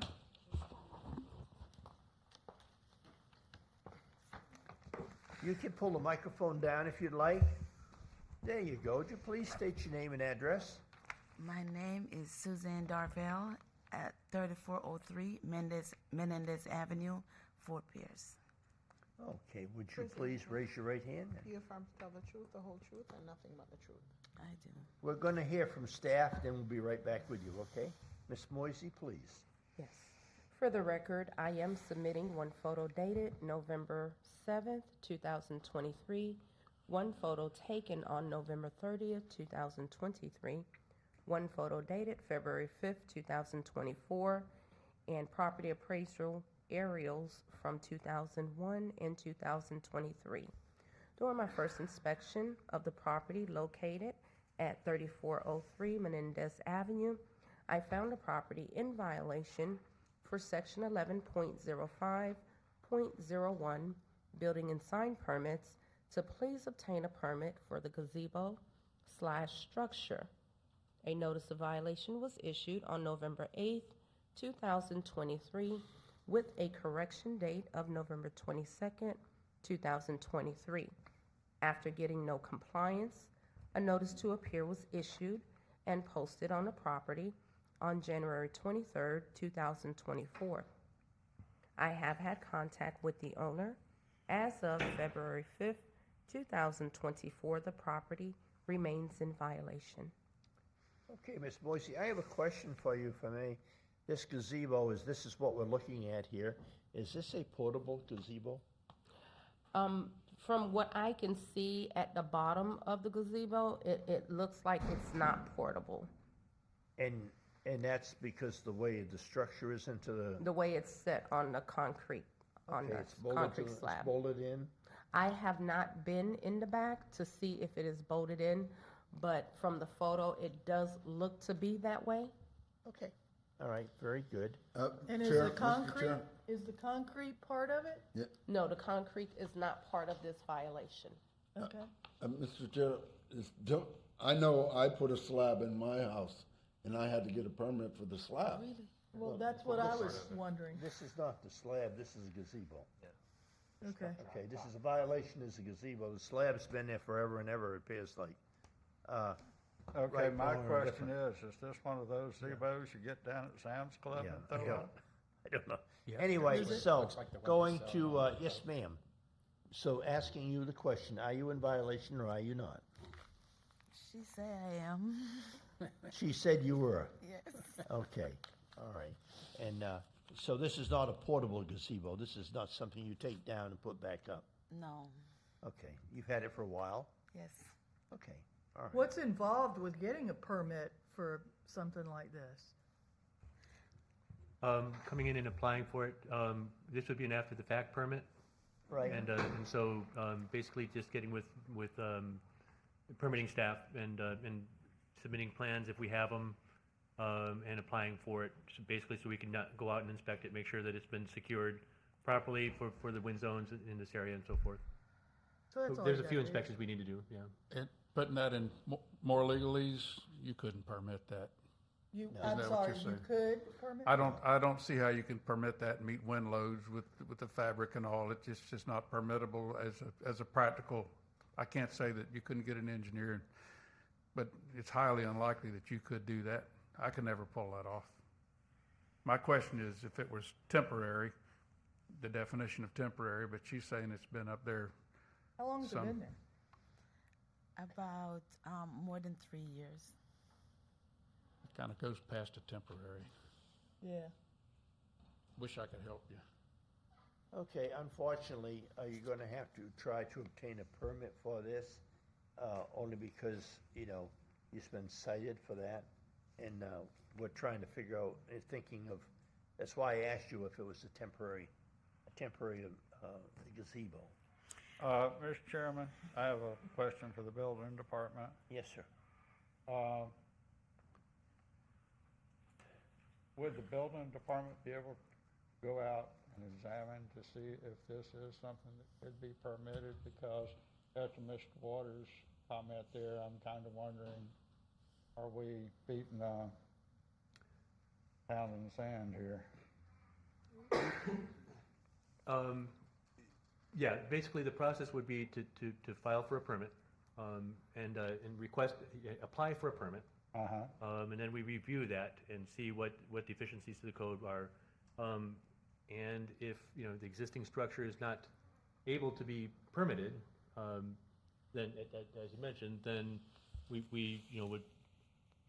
could, there'd be options available to the homeowner, in terms of including removal, including modifications, including adjustments, including a rigid roof, those kinds of things. So we'd need to look at specific, the process would be what we need to do to get this in compliance with the code. Okay. So, yeah.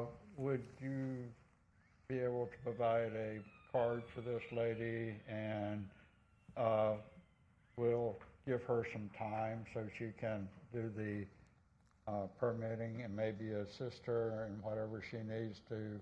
Yeah, absolutely. And ma'am, please do come to our permitting office and apply for a permit for this, so that I can send a guy out and review it.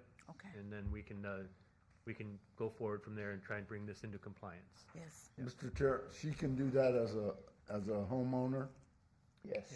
Yes. She doesn't need a contractor or an engineer? Well, that'll be for the building department to Yeah, but decide. we'll need to look at it, but probably homeowner would be, she can go ahead and apply, and if we determine that she needs to have a general contractor or a contractor apply for the permit, then that will be one of our comments, but yeah. Okay, We Mr. can start Chairman, I there. have a Okay. motion. Then, She can ma'am, start the process herself. She can start the Yeah. process herself, then, and yeah. then if you're not sure about what to do, please stay in contact with Ms. Moisey, because Yes.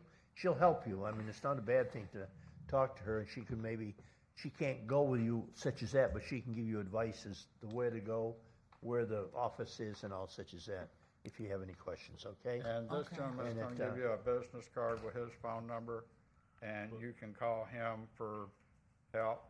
And the building department will work with you and help you and try to get this resolved. And what I'm going to do is give you some time to get that done. So, Mr. Chairman, I have a motion. Okay, very good, sir. We are on case number 2311112051. Right. That Code Enforcement Board make the following determination. After hearing the facts in this case, the testimony, and the recommendation of staff with regards to the existence of a violation, we determine the violation in fact did occur and the alleged violator committed the violation. An order of enforcement is warranted. If the order of enforcement is not complied with by June 4th, 2024, a fine of up to $250 per day may be imposed. There will be no cost for prosecuting this case. Please take notice that on the first Wednesday of the month, after the date given for compliance at 9 a.m. or soon thereafter may be heard, a fine hearing will be held if the violation is not abated by the given compliance date. Second by Mr. Taylor, all in favor, say aye. Aye. Opposed, like sign. Okay, ma'am, you've been given till June 4th. Don't go beyond that, please, because we're not trying to fine you. Try to get it done as quickly as you can in the next 30, 60 days. Okay. Okay, if you can. Hopefully, we've tried to help you and all that, and then we'll go forward from there, and Miss Moisey will help you wherever she can. Okay, thank you. All right? Thank you for your time. Thank you. Okay, we are on 25, case number 2308-111-559, 603 South 33rd Street, Fort Pierce, Florida. Gem Cells, Inc., 3895 Northwest 67th Way, Lauderhill, Florida. And Section C, no, not Section C, Section D has been already taken care of. Did you say B? C. C. C? C. No, in D Charles. is in David? Yes, Oh, D Okay, is in so David. they fixed the window? yes. Okay, very good. Please state your name and address. Hello, my name is Samantha Samaro for 2051 Glades Cutoff Road. Can you speak up a little Sorry, closer my to the microphone? apologies. You can move the microphone. And, Is that better? Let's try it and see. Okay, my name is Samantha Samro, and I'm at 20510 Glades Cutoff Road. That is my personal address. Huh? Could you repeat the address again? 20510 Glades Cutoff Road. Oh, Glades cut off. Okay. Okay. Raise your right hand. Do you affirm to tell the truth, the whole truth, and nothing but the truth? Yes, ma'am. Thank you. Okay, we're going to be right back with you when we hear from staff. Ms. Moisey, please. For the record, I am submitting 8 photos dated August 31st, 2023, 2 photos dated September 14th, 2023, 3 photos dated September 27th, 2023, 5 photos dated January 29th, 2024, 6 photos dated February 5th, 2024. During my first inspection of the property located at 603 South 33rd Street, I found in violation for section 13.09.00, exterior property maintenance, section 302.7, accessory structure, to please repair the fence, section 38-26 for outside storage, section 38-97 for overgrowth, section 11.05.00, procedure for obtaining development permits, to please obtain a zoning compliance for the storage facility on the property. Section 42-103, payment of tax prerequisites to engaging in business, to please obtain a business tax receipt for the storage facility on the property. A notice of violation was issued on August 31st, 2023, with a correction date of September 14th, 2023. After getting no compliance, a notice to appear was issued on November 29th, 2023 for the February 7th, 2024 Code Board meeting. I have had contact with the property manager, Samantha. As of February 5th, 2024, the property remains in violation. Has there been any improvement in any manner that you know of? I have not seen any. Okay, all right. So are you in violation or are you not? I guess I am. Okay, very good. So tell us, what's going on here? So, I'd like to apologize first and foremost. I tried to get all of these issues taken care of back when we were notified back in August. I did have to step out of the office due to some health issues, and I did turn it over to someone else in my office. At that time, I was under the impression that the issues were taken care of, and obviously they were not. The backhand of this is that one of the main owners of this corporation, we originally bought this so we could start helping the community that we live here in St. Lucie County. And it's just been a decline in their health issues due to quite a bit of cancer. And long story short,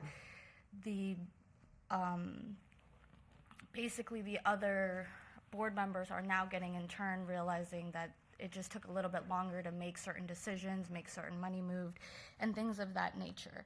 And normally it would be happening at a lot faster rate, getting everything moved and moving forward. So what exactly do you do there? Well, right now we're not doing anything in business. We were getting everything ready. I spoke to Ms. Williams before. We were trying to get the property up and going. The building that's there right now is not in use, so we were hoping to, I've been working with Mr. Curry, going back and forth with different things of maybe putting another building on site. So we were looking to teach the younger generation on how to pull permits, how to work with GCs, possibly put in an insurance company, a homeowners insurance company, something with a small-time transportation company, basically teaching the younger generation how to build and do these kinds of things. But we're not doing business there as of yet. It's just trying to get everything squared away. It just took a little bit longer than we expected. Okay. So when you look at the pictures of what we see, Understood.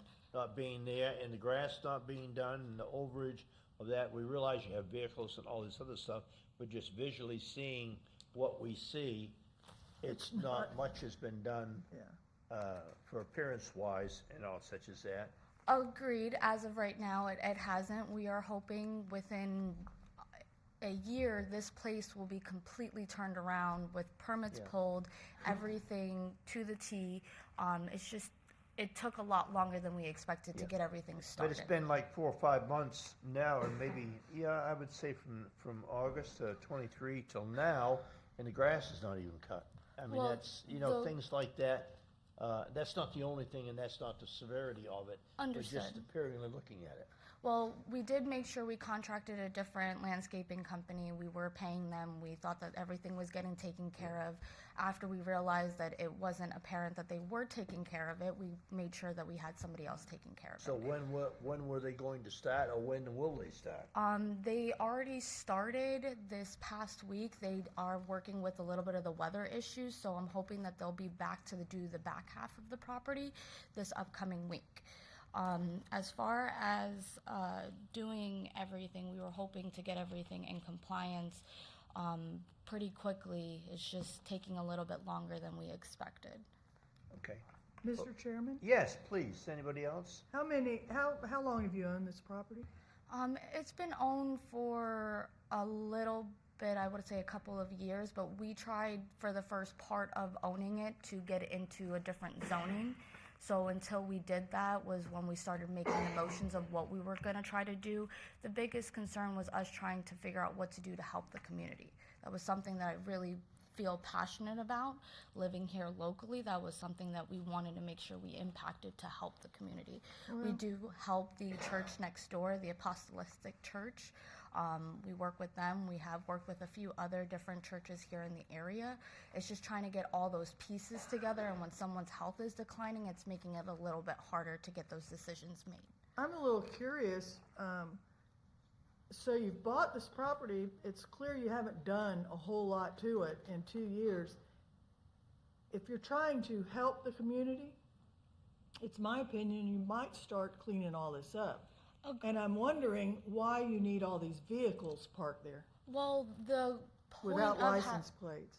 Well, with the point of doing the vehicles was to teach people how to fix certain things, maybe work on a few different things like wrapping or detailing, and just trying to teach new skills of that sort. So we would find different things and figured maybe that would help to make sure when we are on that right path of getting everything zoned and in compliance, we have it ready there to go to keep teaching. Well, let's get it under control. It's Understood. clearly out of Agreed. control. I agree, and we definitely will be getting it in control. Mr. Like I Chairman. said, I've been speaking to Yes, Ms. sir. Moisey and Ms. Williams, and they have been great with understanding my health issues. And now that I'm back in the office, I'm ready to hit the ground running. And I do think that this would be a property that will help the community. Okay, I have a question for you. You see the list of things here that you're in violation of. Yes, sir. How long do you think it would take you to correct all this? If I'm being honest, I could probably have this place turn around within a year. If I could get 6 months, if you want to check in with me in 6 months and see the progress that I've made, I think I could do it. I think Well, from first of point all- A to point Z, it would be roughly yeah. a year to Well, get first everything. of all, we're not giving you a year. You No, can no, no, forget I that. understand that. I was just saying What to I get am willing to do is to give you some time, it. Okay. and I'm going to give you a little time. Then they will, Ms. Moses will go back out and take a look Okay. and see if we're making progress or not. If we're not Okay. making progress, well, that's a problem. So here's what I'm going to do. I don't like giving you this much time, but I'm going to give you 60 days to make some serious changes. I'm Okay. talking about serious changes. I don't like any of this. Okay, you're talking about helping the community. That starts at home. Agreed.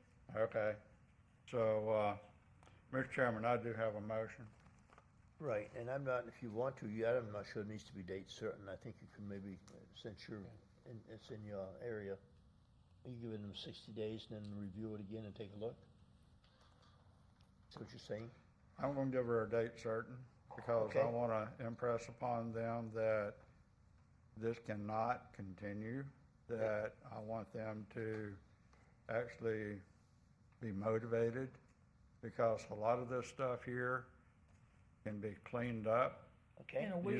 You see the picture right here, right? Agreed. Okay, it doesn't take a year to clean this up. Sir, All when right, so, I am, what I'm gonna do is, I'm gonna give you a date certain of 60 days. Now, if, this is not totally, meeting with staff's approval, you can always come back and get an extension or something to that nature. But here's my motion. I hereby move in reference to Code 2308-111-559 that the Code Enforcement Board make the following determination. After hearing the facts in this case, the testimony and the recommendation of staff with regards to the existence of a violation, we determine the violation in fact did occur and the alleged violator committed the violation. An order of enforcement is warranted if the order of enforcement is not complied with by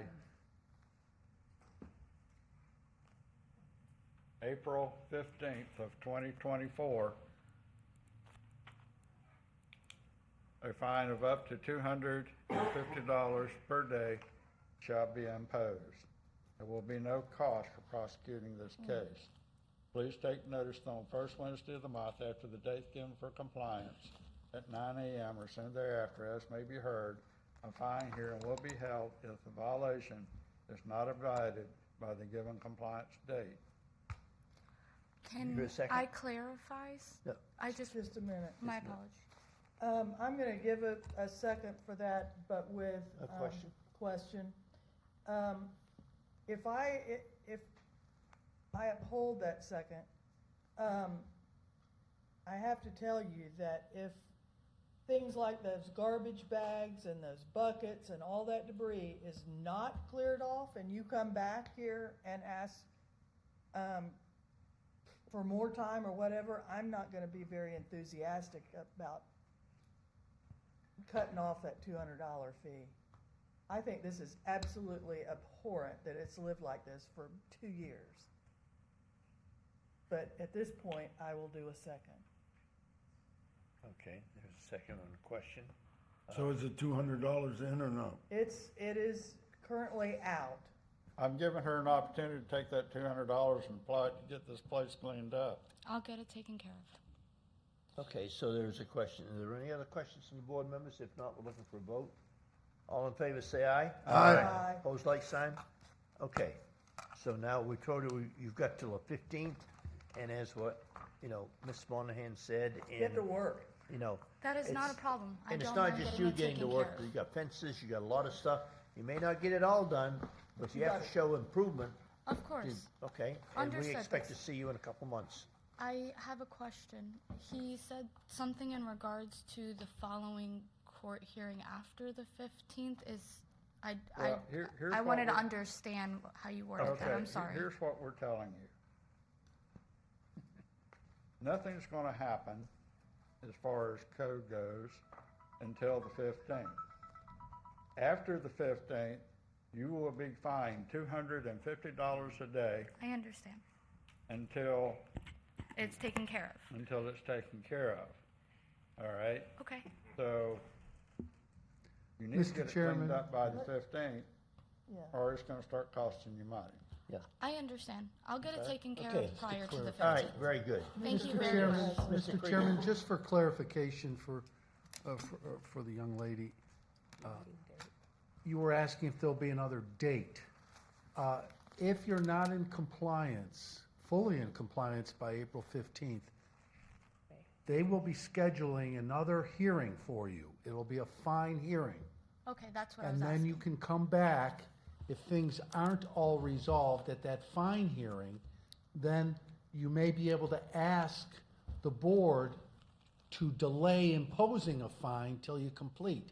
But they'll probably want to see evidence that you've taken some good, solid steps Of course. to clean up the property.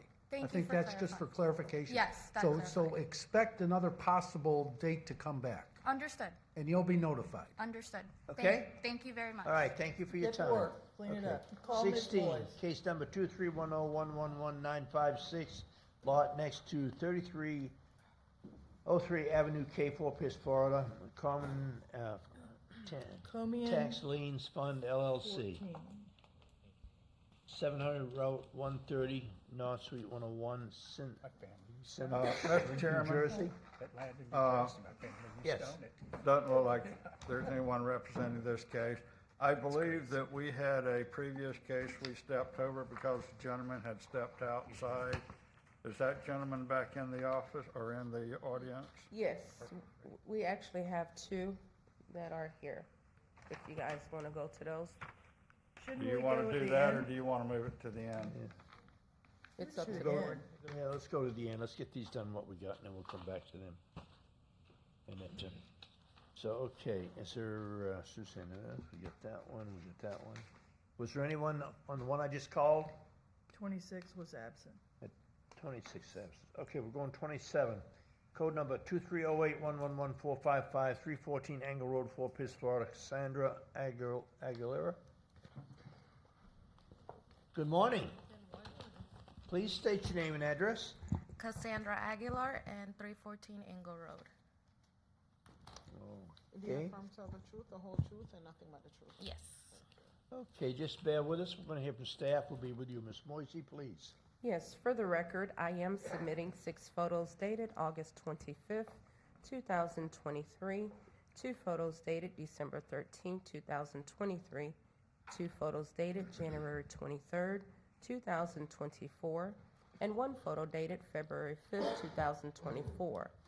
During my first inspection of the property located at 314 Engle Road, I found the property in violation for Section 11.05.01, Building and Sign Permits, to please obtain a permit for the change of use from office use to residential use.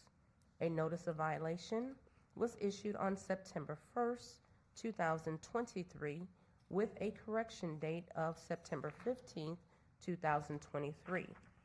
After getting no compliance, a notice to appear was issued and posted on the property on January 23rd, 2024, for the February 7, 2024 Code Board meeting. Permit number BLDR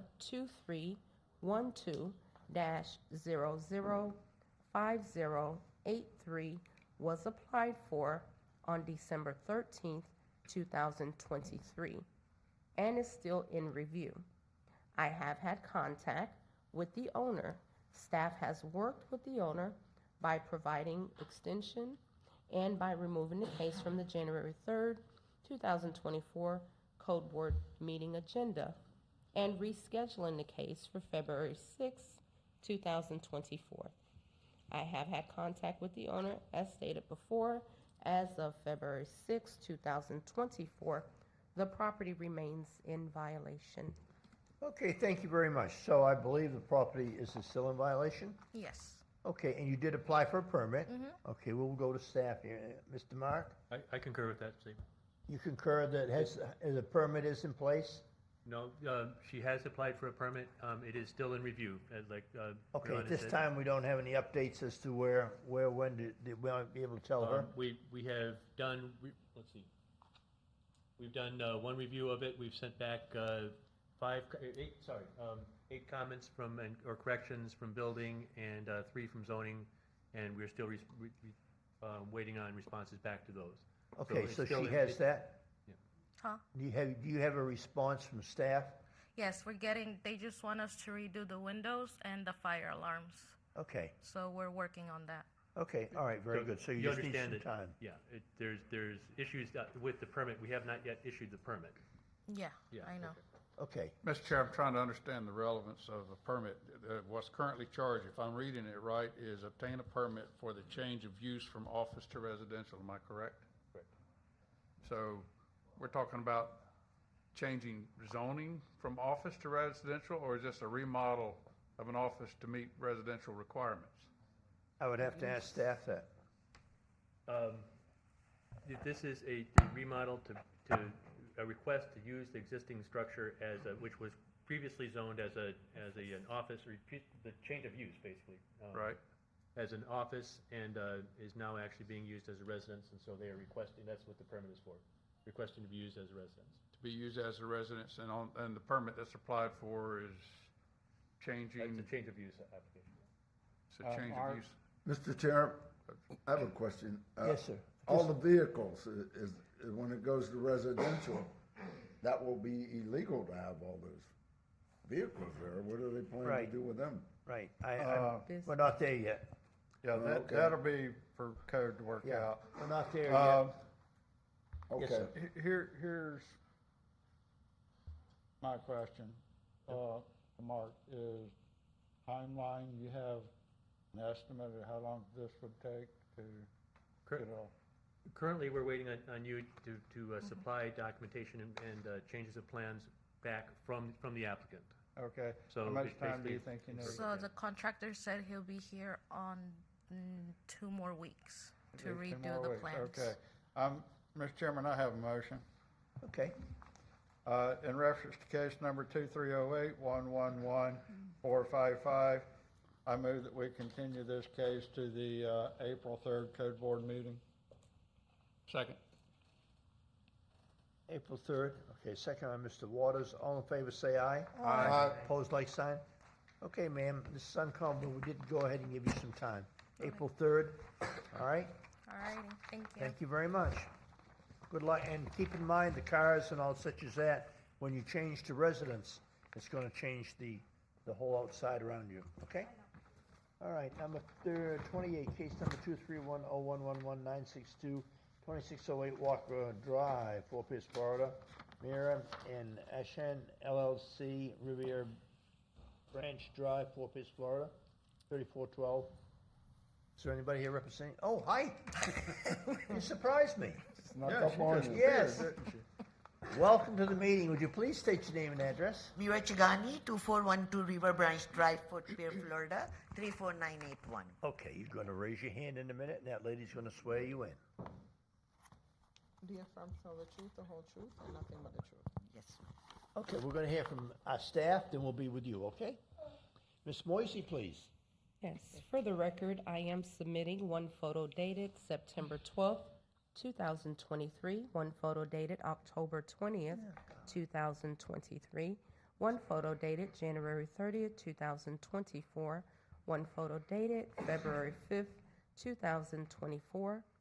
During my first inspection of the property, located at 2608 Walker Drive, I found the property in violation for Section 11.05.01, Building and Sign Permits, to please obtain a permit for the French doors. A notice of violation was issued on October 23, 2023, with a correction date of November 6, 2023. After getting no compliance, a notice to appear was issued on November 30th, 2023 for the February 7, 2024 Code Board meeting. I have had contact with the owner as of February 6, 2024. The property remains in violation. Okay, are you in violation or are you not? No, You're not? no, sir. Okay, please tell us. First of all, I mean, I had a tenant. I had to get the eviction notice. It took me 4 months to get her out. And when she was out, the sheriff came and they couldn't even go in. There was a mouse and rat running and it didn't bother them. I painted the whole building, not even 6 months. That's what they did. So, I mean, I fixed the garage door twice. They had 8 dogs inside. They chewed everything in the house. I am not, then I waited till they are out, then I'm going to do everything. Now it cost me since they are out till now, $20,000 to repair that house. And there was so much garbage. I put the garbage. They called me to pick up the garbage. I called the company to take the garbage. But now they are taking a more garbage out. If I'm going to call the company again and again, it's the same charge they do it. So they said, do it, everything will come and collect it at once and it will charge you only once. And That's what it is. I Okay, now, do you know why you're here today? That garage door. The permit. You need a permit. No, I went to the office, I said, I don't want to go through this. I have a garage door, I'll take this out and put back the garage door. But you didn't put back, you didn't Oh, put the they garage are- door back. They are cleaning and stuff. There was a 8 dog in that house. No, I understand, but the picture, look at the picture up on the wall. Is that your house? Yeah, that's a Okay, you see the garage door where it is? dog chew it. Okay, then you replace the garage door with the door by the sidewalk is. Yes. Okay, needs a permit to do that. I am taking this out and putting back the garage door. Who put the doors in? The French doors? Who put those in? I had it when the corona was there, we bought it, it was in my shed. So I said, I'm not going to spend $2,000 till they are out. Otherwise, they're going to chew my 3rd garage door too. So now they are out, I'm cleaning, and just give me some time. It would be, it could be less costly if you just get a permit. No, I went to the city. They said you have to hire the engineer, you have to hire the contractor, you have to hire the God knows. So I said no. I'll put Mr. back the Chairman. garage. Okay, all right. If it was only permit, I would have done it. Right. But they are saying architecture, so Have you- many things. Who's told you all this I went to information? the Mr. office, Chairman, I need- this is a rental property. Is so it a that's rental the property? issue. That's a rental property. Okay, now, just a moment. Mr. Murdoch? Okay. She's right. When you put in a door, you got to make sure that all the structure and everything. Right. And yeah, that's going to cost you some money. However, Mark, replacing a garage door, you're going to need a permit to replace that door, right? Yes. And that's This not would going to this would not require. be a repair, so putting in a new garage door would require, on this rental property, would require a permit to replace and you can't put that garage door back in. All right, They well, said ma'am, they will ma'am, take the ma'am, one panel ma'am. bottom out and put the new panel. Ma'am, we're having a discussion. Don't interrupt us. Mark, Sir. She's not going to have the same hurdles as far engineering and everything for a garage door versus the French doors. So It would be roughly the same hurdles in terms of product approvals and so forth. If we are just replacing, if that door is the same, if she is repairing the existing garage door, if she still has that garage door that's in the picture on the left and is reinstalling that back in, then it would be, and simply repairing that one part, the one panel, then we would just need to have a permit, because it's a rental property, we need to have a permit to make sure that the bucks are still solid, that the fasteners are still solid, and she would not need to, we would need to repair anything that's damaged and bring that up to the current code. It would be under the 2003 8th edition Florida Building Code. Okay. So, which would still require a general contractor to do that, or a contractor to pull that permit for either one of these. Okay. And, all right, now, yeah. Mr. Murdoch, excuse me for interrupting for a second, but before you get started, just a thought of information, if I may, is that we might just go ahead, because this could be prolonged, is to give her like a 60-day Well, time that's frame, where I or was 90 going. days to get, Yeah, just where I'm to going. Okay, because- revisit this. because this is a rental property, you're going to have a contractor come in and do this for you.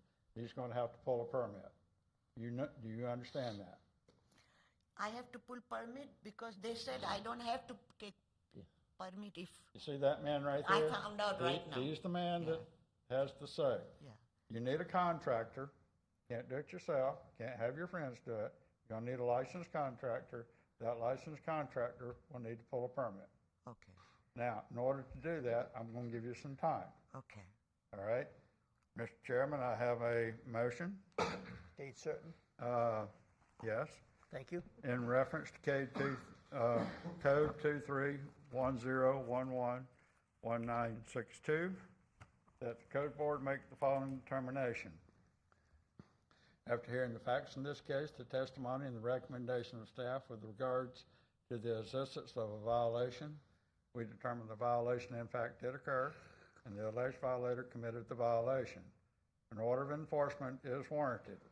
If the order of enforcement is not complied with by June 4th of 2024, I'm giving you a lot of time to do this, Yes, sir. a fine of up to $250 per day may be imposed.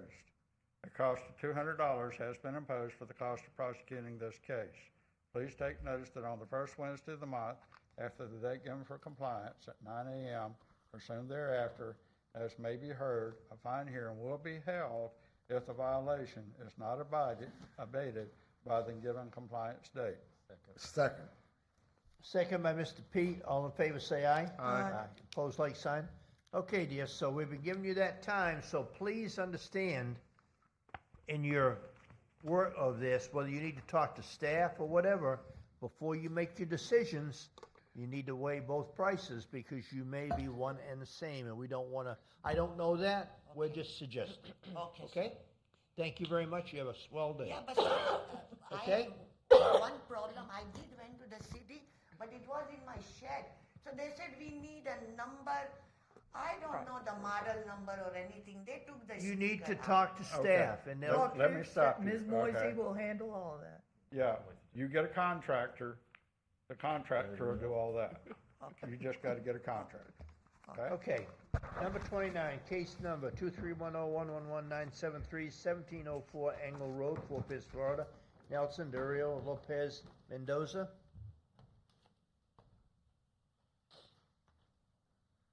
We're getting there. What time is it now? Yeah, about time for me to go. You're late. I know. Morning. Good morning. My name is Nelson Lopez, 1704 Angle Road. Hear from tell the truth, the whole truth, and nothing but the truth. Yes. Okay, sir, we'll be right back with you in just a moment. We're going to talk to our staff. We'll be right with you. Just, okay? Ms. Moisey, please. Yes, for the record, I am submitting one photo dated October 24th, 2023, two photos dated January 23rd, 2024, two photos dated February 5th, 2024. During my first inspection, I found a property located at 1704 Angle Road in violation for Section 38-26 for outside storage, Section 11.05.01, building and sign permits, to please obtain a permit for the front door. A notice of violation was issued and posted on the property on November 9th, 2023, with a compliance date of November 23, 2023. After getting no compliance, a notice to appear was issued and posted on the property on January 23, 2024 for the February 7, 2024 Code Board meeting. Permit number BLDR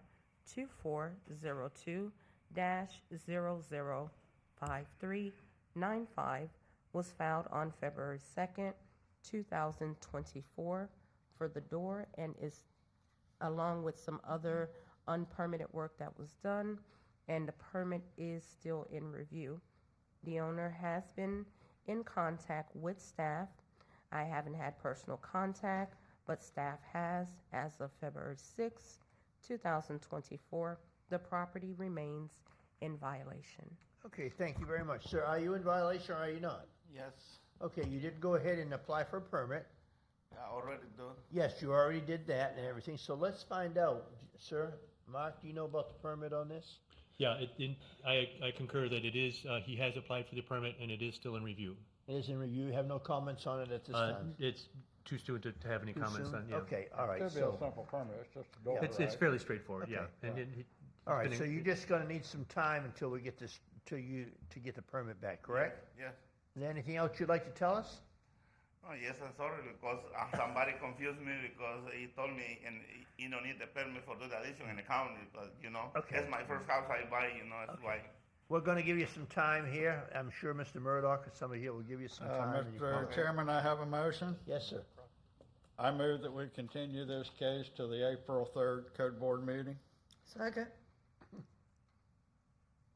There's a motion about a continuation till April 3rd, and hopefully in that time frame it'll be already handled and done. Second by Mrs. Monahan. All in favor, say aye. Aye. Opposed, like sign. Okay, sir, you got till April 3rd. Thank you very much for your time. Thank you.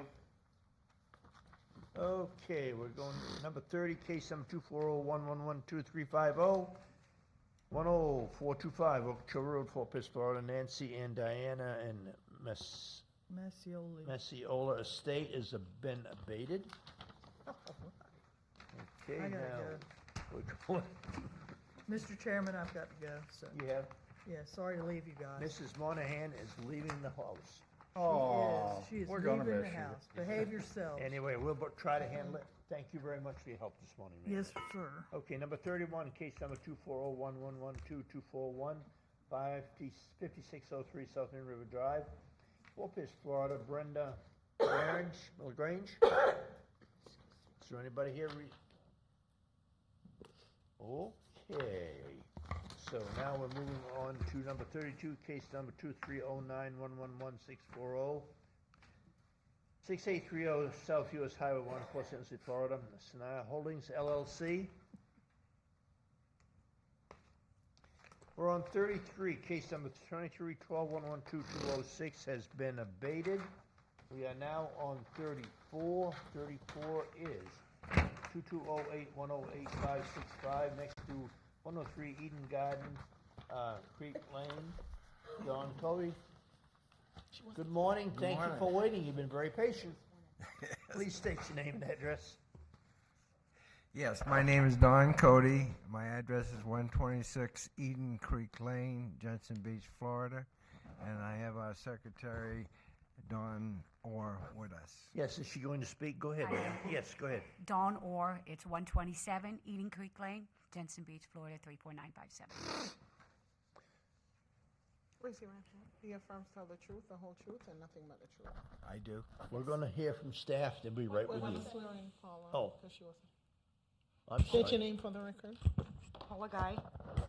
Do you affirm to tell the truth, the whole truth, and nothing but the truth? I do. I thought you were here in the beginning. I was assisting a citizen. Oh, okay, all right. So, Miss Paula, good morning to you. Good morning. Can you help us out here? I certainly will. For the record, I am submitting 10 photos. 3 photos dated December 1st, 2023, 3 photos dated January 9th, 2024, 2 photos dated January 30th, 2024, and 2 photos dated February 6th, 2024. Also, there is a submittal from the Water Quality Department with photos in initial letter of violation dated June 28th, 2022. The crossing on Indian River Drive, just south of Eden Creek Lane, was found in violation of section 7.07.00, the stormwater management. Restore the stormwater drainage flow by replacing the deteriorated culvert pipe. A notice of violation letter was issued on July 24th, 2023. After receiving no compliance, the notice to appear letter was issued on January 22nd, 2024 for the code board hearing of today, February 7th, 2024. The service for the notice to appear was delivered by posting to property location of the violation on January 22nd, 2024. Observation of the pipe failure that took place when I was on patrol in January of 2024, and the county engineer, Dran Zalek, is present and has been in communication with the HOA responsible for the violation for an extended period of time. As of 2/7/2024, the property remains in violation, and I've been in contact with the HOA representative, which is present here today to speak as well. Okay, all right. Mr. very Chair. well. Mr. Chair. So, are you, and I'm going to ask this question, is this an HOA property problem, or is this a homeowner's property? Correct, it is, and if you go inside the PDF file, you can see it is the HOA's responsibility in the common areas for the stormwater drainage for the development for Eden Creek. Okay, all right. So, Mr. Chair, what was the first date you gave? Was that 2022? The original case, yes, they've been working with, they originally got the notice from the Department of Engineering in 2022. You can see there, June 28, 2022. It was turned over to code enforcement and followed through and being monitored from July of 2024, or 2023. Okay, so in asking, in continuation of Mr. Pete's question, you're saying that they put this in 22, the storm drain? No, sir. No, it was noticed.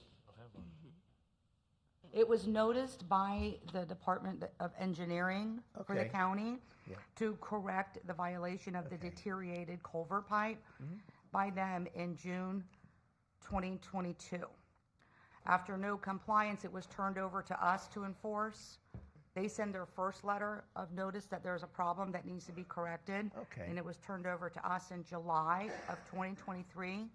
We've been working with the HOA department, you know, the president and secretary. Okay. While they've been trying to locate and get it corrected. Okay, so since we got him to walk from the back all the way up here, we should he is. ask him something, I'm sure, but have you been sworn in? Yes, sir. Yes. Okay, would you please? Sure. Dan Zarellik, County Engineer. Okay, so can you help us out here, just? Sure. The original notice violation was sent in July 2022. Since then, the homeowner association did some type of repair. Engineering wasn't included in that. We weren't present. It appeared that they did something to repair. There was a void that had opened up. They backfilled it. We went out after that and sent a video down the pipe to get some pictures. Right. It was obviously deteriorated, and we continued the case to try and get them to proactively repair it. Right. Replace it.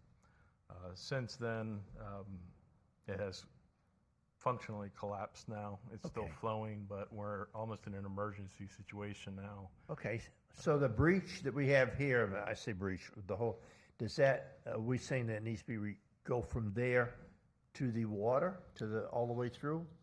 From Or that do you know? inlet structure to the west is what they need to replace. Okay. The county replaced from the inlet structure to the river back in 2007 or somewhere around there. So Okay. that pipe is good. It's to the west that needs to be replaced. Oh, okay, so it's, okay, I understand that, I see, all right.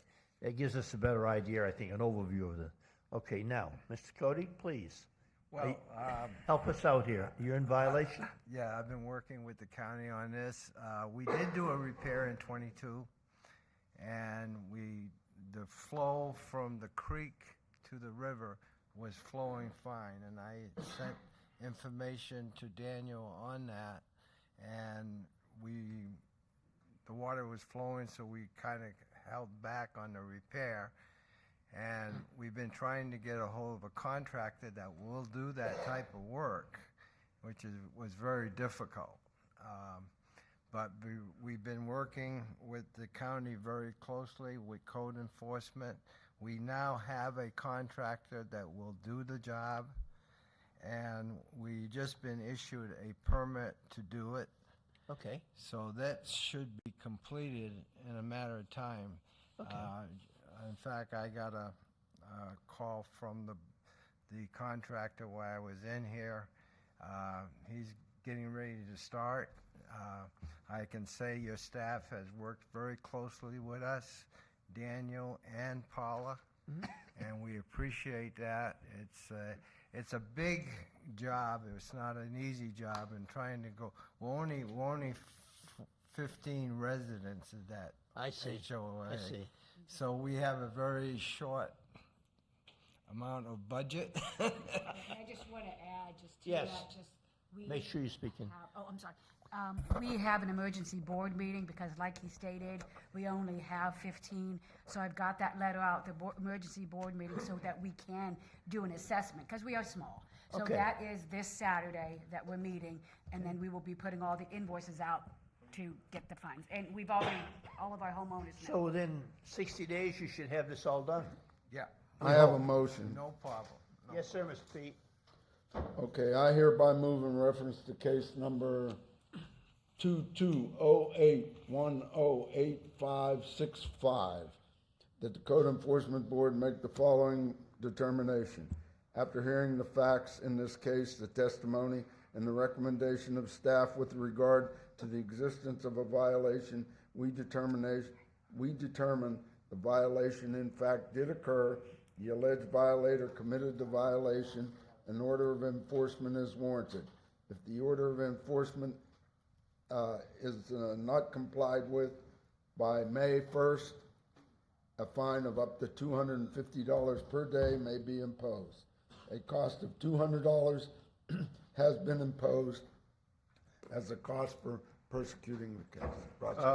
Mr. 24. May I ask for a little more time? This is a commercial project.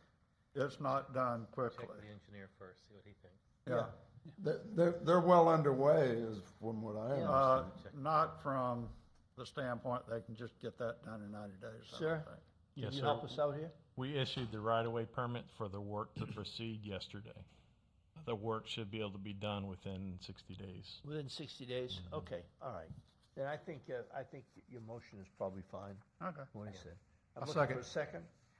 I'll second. Second by Mr. Waters. All in favor, say aye. Aye. Opposed, like sign? Okay. Opposed. Thank you very, very much. We really do Thank appreciate you. it. I thought I'd help you out, Mr. Murdoch. What You've is been that? working hard today. How much is that, $200 for the hearing? Pardon me? Yes. So that is paid by what, out here, or? Yeah, paid to staff within, I think it's 30 days. Oh, you send the bill? I don't know. You'd have to ask staff. I'm not in that department. Ms. Danielle can probably All answer right, all thank that. you very much. Yes, sir. Thank you for your time. Sir, and thank you for coming from the back to the front.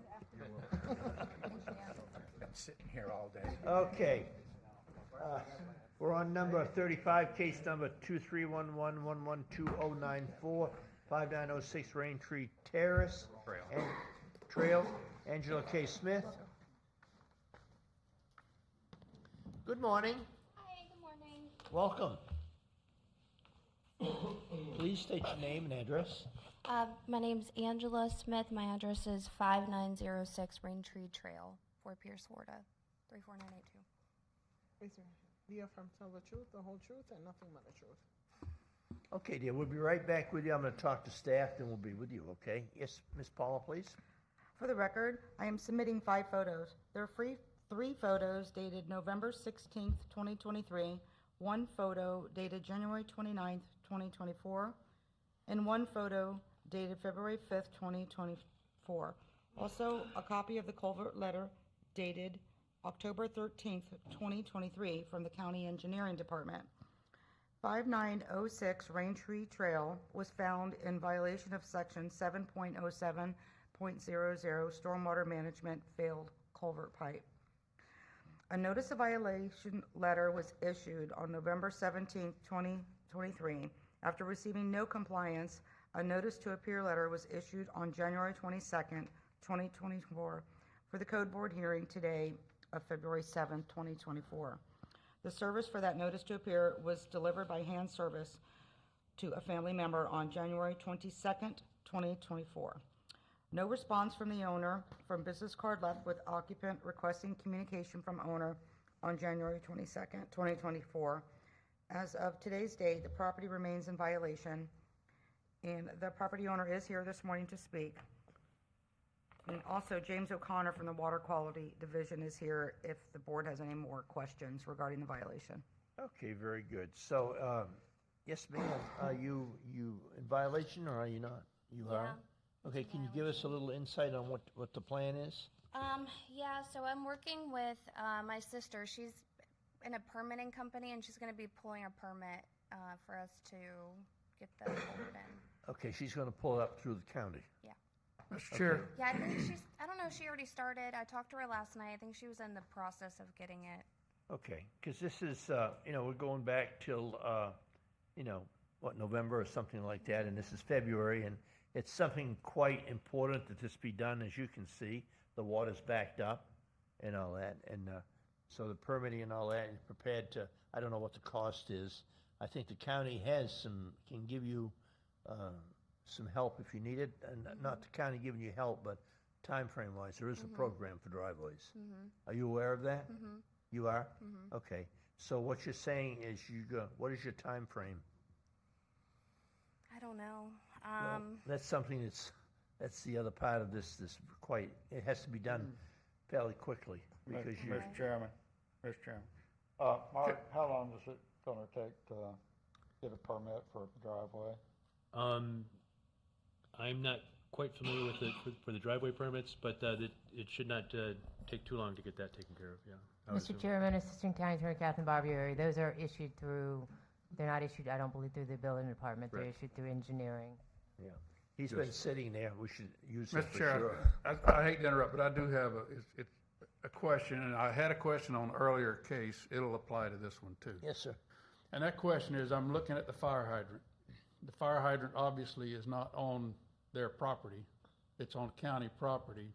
Just a matter of procedure, how do we apply any fines to a property that is on county property if she doesn't own the property?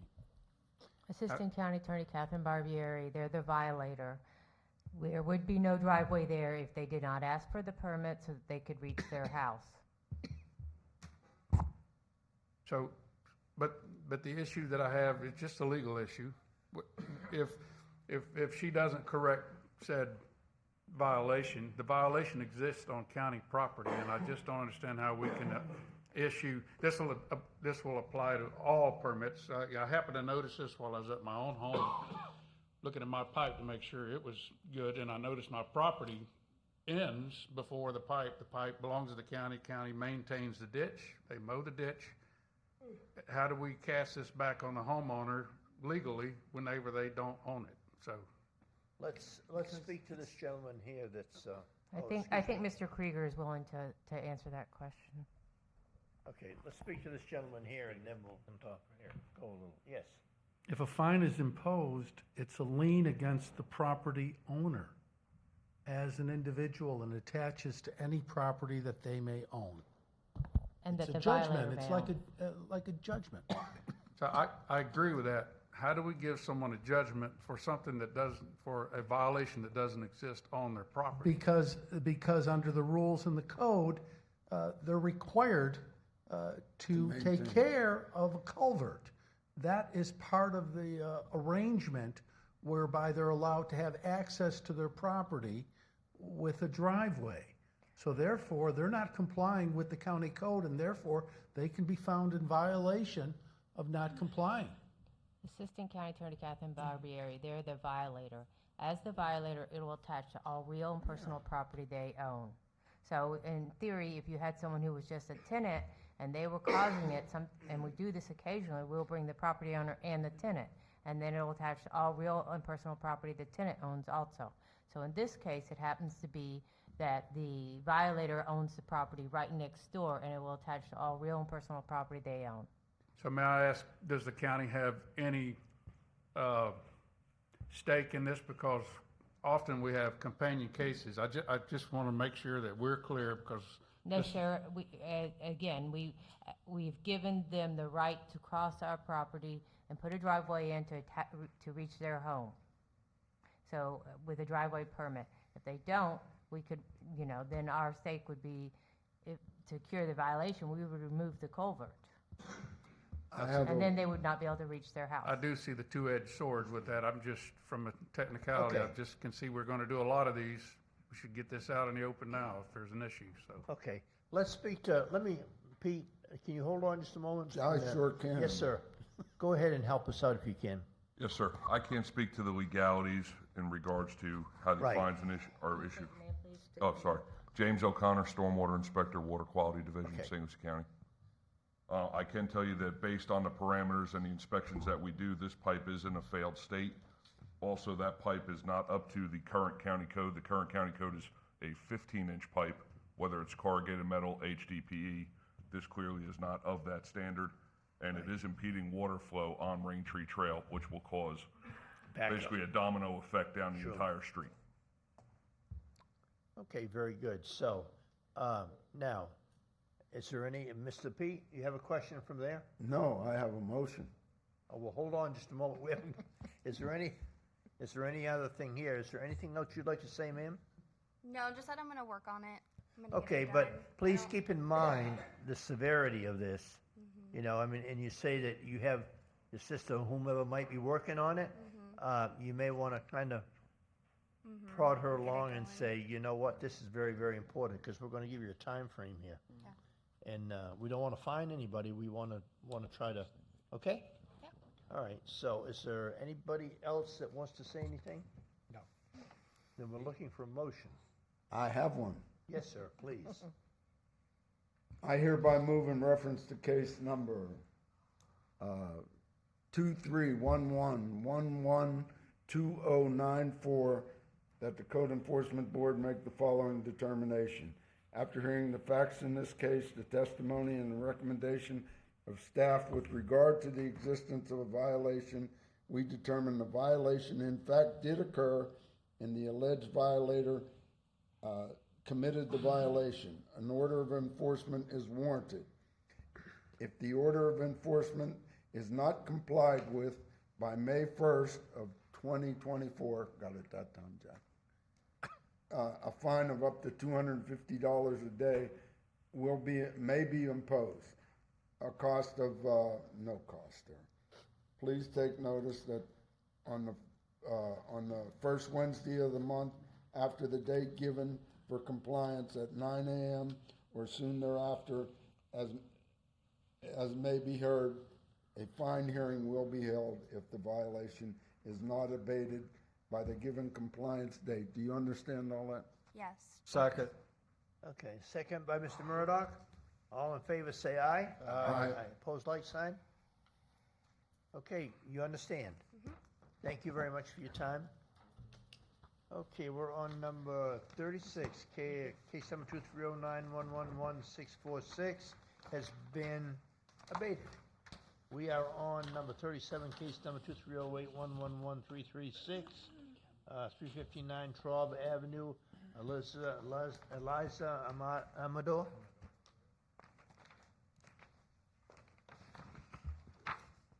Okay, now we're at the fine hearing, so I think we have some people Yes. that Yes. had, Yes, Mr. Chairman, there's two, page 16, number 18. 16, number 18. Yes, and page 20, number 23. Okay, 16, number 18. Okay, 16, number 18. All righty. So case number code 422-301 Campbell Road, Fort Pierce, Florida, Christopher R. and Kimberly Hall.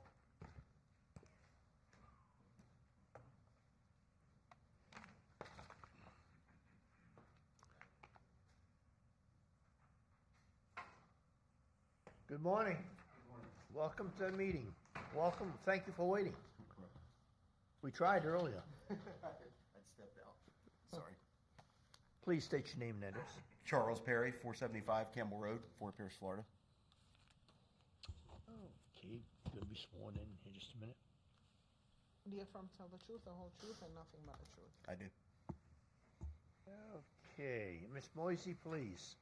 For the record, I am submitting 2 photos dated October 16th, 2023, 1 photo dated January 23rd, 2024, 2 photos dated February 6th, 2024, and a 2011 property appraiser's aerial. During my first inspection, I found the property located at 301 Campbell Road in violation for Section 11.05.01 Building and Sign Permits to please obtain a permit for the unpermitted structure and cargo container. A notice of violation was issued on October 17th, 2023, with a correction date of October 31st, 2023. After getting no compliance, a notice to appear was issued and posted on the property on January 23rd, 2024 for the February 7th, 2024 Code Board meeting. I have had contact with a couple of representatives representing the property. As of February 6, 2024, the property remains in violation. Okay, thank you very much, Mr. Perry. Violation, or are you not? Yes. Okay. I guess so. It's, my sister wasn't aware you had to have a permit to have a storage building in ag zoning. So what's the story? I didn't think there was a permit required for Okay, a so- storage Yeah. storage building in ag 1 zoning. Okay. Obviously, there must be. Well, there's. Is that I don't- a debatable thing you've checked? That's why that's why you were cited for that. Well, they were saying it was residential, but it's not. The property is zoned AG1. Okay, Not is that residential. is that a question, Ms. Moisey? One moment. Ma'am? I said, is that a question on this about The zoning, no, a permit is required. They are zoned, what are they zoned?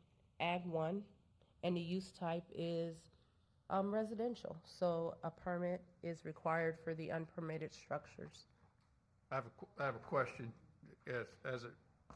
So there is an ag exemption if it's being utilized for agriculture purposes. I don't know the size of the property. If you got any proof that it's a bona fide agriculture operation, it doesn't look like a property that would qualify. We do have animals, livestock animals there.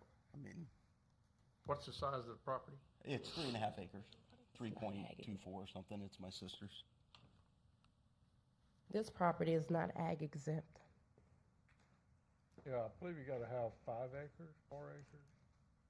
I don't know that there was an acreage minimum in the statute. Whenever I read it, I could be wrong. We had a previous case where we had a property that was like 4.5 and it didn't quite meet the size for getting it rezoned. Mr. Murdoch? Yeah. Ms. Catherine? Assistant County Attorney Catherine Barbieri. It needs to be for bona fide agricultural use. This does not have an ag exemption on it. As you can see from the aerial, there does not appear to be bona fide agricultural use going on. And if I may ask Mr. Perry, what's in the storage building? It's just for feed and storage. It's just a shed. And the building has been there for 12 years. There's a AC unit in the one. There's an AC unit. It looks, again, there is no ag exemption on the property. There's no indication of bona fide agricultural use going on. It's a very nice storage unit for feed, and there's an AC unit in it. Okay. May I ask you, is the photograph we're looking at the building with a white roof? That's Yes. the building? Yes, and it is a shed. Okay. Nice shed. Nice shed. Yeah, it looks better than my house. Okay, well, we're gonna go ahead, and we know where we are here. We try to help people out if we can, but, sometimes situations we can't. If you feel that we're not doing the right thing, we're gonna give you some time to get that figured out with staff, if there is a problem or whatever. Other than that, we're gonna give you time to go ahead and do the permitting you need to do. Okay. Okay? Mr. Chair, I'd like to make a motion. Yes, sir. I find it hard I don't know that you could reach the threshold of agriculture exemption from the looks of that. Normally, I'm fairly generous with that. I'm known for that, but this shouldn't. But I'm willing to make a motion right now. I hereby move in reference to case number code 422 that the Code Enforcement Board make the following determination. After hearing the facts in this case, testimony, and the recommendation of staff with regard to the existence of a violation, we determine a violation in fact did occur and the alleged violator committed the violation. An order of enforcement is warranted. If the order of enforcement is not complied with by September 4th, 2024, a fine of up to $250 may be imposed. Please take notice that on the first Wednesday of the month after the date given for compliance at 9 a.m. or soon thereafter, as may be heard, a fine hearing will be held if the violation is not abated by the compliance date. Second. I threw it forward into September to give plenty of time for permitting to be done. It's going to take a while, and also based on, it's a beautiful property and it's neat and in order, and I think we well warranted to give plenty of time to I make that understand happen. that. I second that. There's a motion and a second by Mr. Murdoch. All in favor, say aye. Aye. Opposed, like sign? We'll get it Okay, taken care of. thank you very much. Appreciate Thank your you. time. Thank you. And what was the Okay. other one? And the other one Page is 20, page 20, number 23. 2022. Page 20. 23.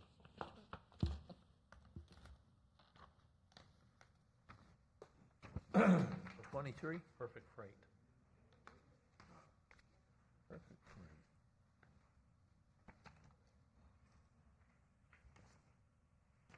Where is it? He just left out again, so,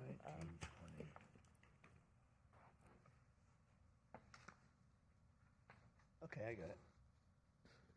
Okay, page 20, number 23, case number 23091111632, 275 West Coca Road, Fort Pierce, Florida, Perfect Freight, Inc., 3408 Southwest Europe Street, Port St. Lucie, Florida.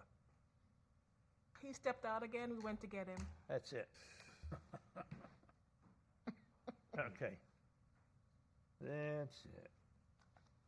Is he right here in the hallway? Is he He's gone? coming now. He's coming. Pardon me? He's coming now. He's coming in.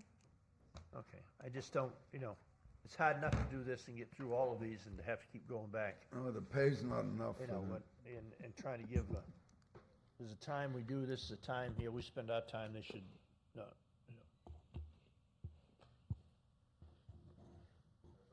Perfect Freight?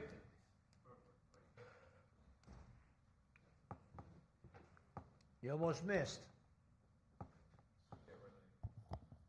Yeah, right, we spend a lot of time here, sir. Please state your name and address. Name's Yasel Valdez, and 275 West Cooker Road, Fort Pierce, Florida, 34945. Would you please, we're going to be sworn in here in just a moment. Do you affirm to tell the truth, the whole truth, and nothing but the truth? I do. Okay, Ms. Moisey, if you would, please. yes, for the record, I am submitting 2 photos dated September 11th, 2023, 1 photo dated September 15th, 2023, 3 photos dated January 30th, 2024, and 2 photos dated February 5th, 2024. During my first inspection of the property, located at 275 West Coca Road, I found the property in violation for Section 11.05.01 Building and Sign Permits to please obtain a permit for the small structure on the site's south side of the property. Section 11.00.05 Procedure for obtaining development permits to please obtain a permit, a zoning compliance for the business on the property. A notice of violation was issued on September 12, 2023, with a correction date of September 26, 2023. After getting no compliance, a notice to appear was issued on November 28, 2023, for the February 7, 2024 Code Board meeting. Permit number BLDR-23100-004686 was filed on October 18, 2023 by the owner. However, the permit was denied. A licensed contractor is needed to pull the permit. I have had contact with the owner as of February 6, 2024. The property remains in violation. Okay, sir, are you in violation or are you not? Quarter was everything is Pardon me? still in the violation, yes. You are? Okay, all right, very good. So what's the plan here? Well, and actually, we're working on it. It's been working on it since the first day we noticed. And, but, a lot of population in our city right now. Request any survey. This is one part of the thing we need to do. Surveys of floor plan. It took forever. So, fortunately for me, and working with EDC Survey Division, they finally made for me the survey plan, and but I'm still working on it in the floor plan with Polish, the company for engineering consultants. Okay. So, and but it takes time because they How long have you been there in business? in Perfect Trade or in that location. In this location here? Oh, it's that's around 2 years probably. 2 years? Mm-hmm. Okay, all right, very good. And So, it, by the way, one of those pictures looks beautiful. So, got a good equipment. And it, pardon me? The pictures you took is fantastic. So, I would like to request to get it because it looks pretty good. Yep, okay, thank you. Okay, so does anybody on the board have any questions on this? Mark, how long do you have any information? Has anything been applied for, or any comments on what we're up against here, or what this gentleman's up against? Yes, the permit has been applied for and has been reviewed. Currently, it's been denied because it does need to have a contractor that actually applies for the permit. He has been working on a number of the other issues as well. But you do, I think you are aware also that it actually needs to be a contractor that applies for the permit, not owners. Yes. My fair mistake was on when I thought it's something I can do it by myself, and definitely now, and it's most notice me. You run, you have to hire someone to have to be a professional, and I moved myself on the right away. And but it takes time. So just the survey took around. Because I'm pretty busy. So he applied for a permit, but he applied into that, so now he has to reapply, or contractor has to reapply, right? He has to modify his application, to bring in a contractor to do the work and so forth. And you have a contractor now that's ready to go? Yeah, I'm working on it with someone that are going to apply and everything for me, and actually for the floor plan, which is still pending for the All right, so engineer it company appears to build that it. you are making some effort here. How much time do you think you're going to need? It's a good question. Let me be in touch with them because actually I spoke with them yesterday, and they say they're pretty busy. So, but just the. Okay, I'm going to make a motion. I'm going to give you some time. The other thing here, before you get into that is, what about the zoning? This is something that we can work it out, and I'm not pretty sure because that property it's been used for the same I use them forever. So if it's something that has to be changing, count with me. No worries about it. If you've been there, here's a question, and I'm going to ask the lady that's coming to the front here in a minute. But here's the question: is a problem with zoning? You're here, you're operating every day. You've been here 2 years. Has there been a zoning problem right along? And if it is, and people come here, and these complaints come here to us from staff saying, well, there's a zoning problem here, we're working on it. Well, the working on it, in some cases, seems like it can go from, somebody can come in and go in business and be here in business, and rightfully so. We know there needs to be zoning, but it goes on and on and on and on and on and on. And is there a stop to it, and you still continue doing business? Not disrespectful to you, just that businesses are allowed to just keep going and going and going. And somewhere that needs to, within our realm of thing, has to be an end character to this. Because that's why there's zoning, that's why there's permits, that's why there's licenses. Somewhere along the line it has to stop. But and it's not on you, I'm just venting for a minute. Thank you. I want to say that, and it's not in my case because I've been there for 2 years, but I didn't know I had to resign it. But when I'm looking for the record before to sign the paperwork when I purchased the property 2 years ago, it's showing exactly what I look at it, which is on repairs and maintenance and agriculture and having equipment. So I discovered that I had to do something extra when I receive this letter for you guys. So just I want to say, and I want to do whatever is necessary. No, I appreciate that. So, Mr. Chairman, let's hear from staff. Mrs. Onder? Good morning, Thondra Good Lanise. morning, ma'am. Business Navigator for the record. I just did some quick looking at this site while you were talking. We don't have a zoning compliance application yet, and we have not talked with the applicant in the planning department. But a quick look is the zoning is agricultural 1. So most of this activity that I'm hearing would not typically be allowed.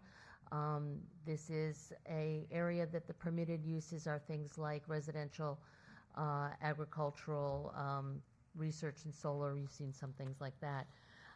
Anything beyond that would either be a conditional use, which requires a conditional use permit, or would be as an accessory to something else. For example, we could allow some minimal retail in support of an agricultural use.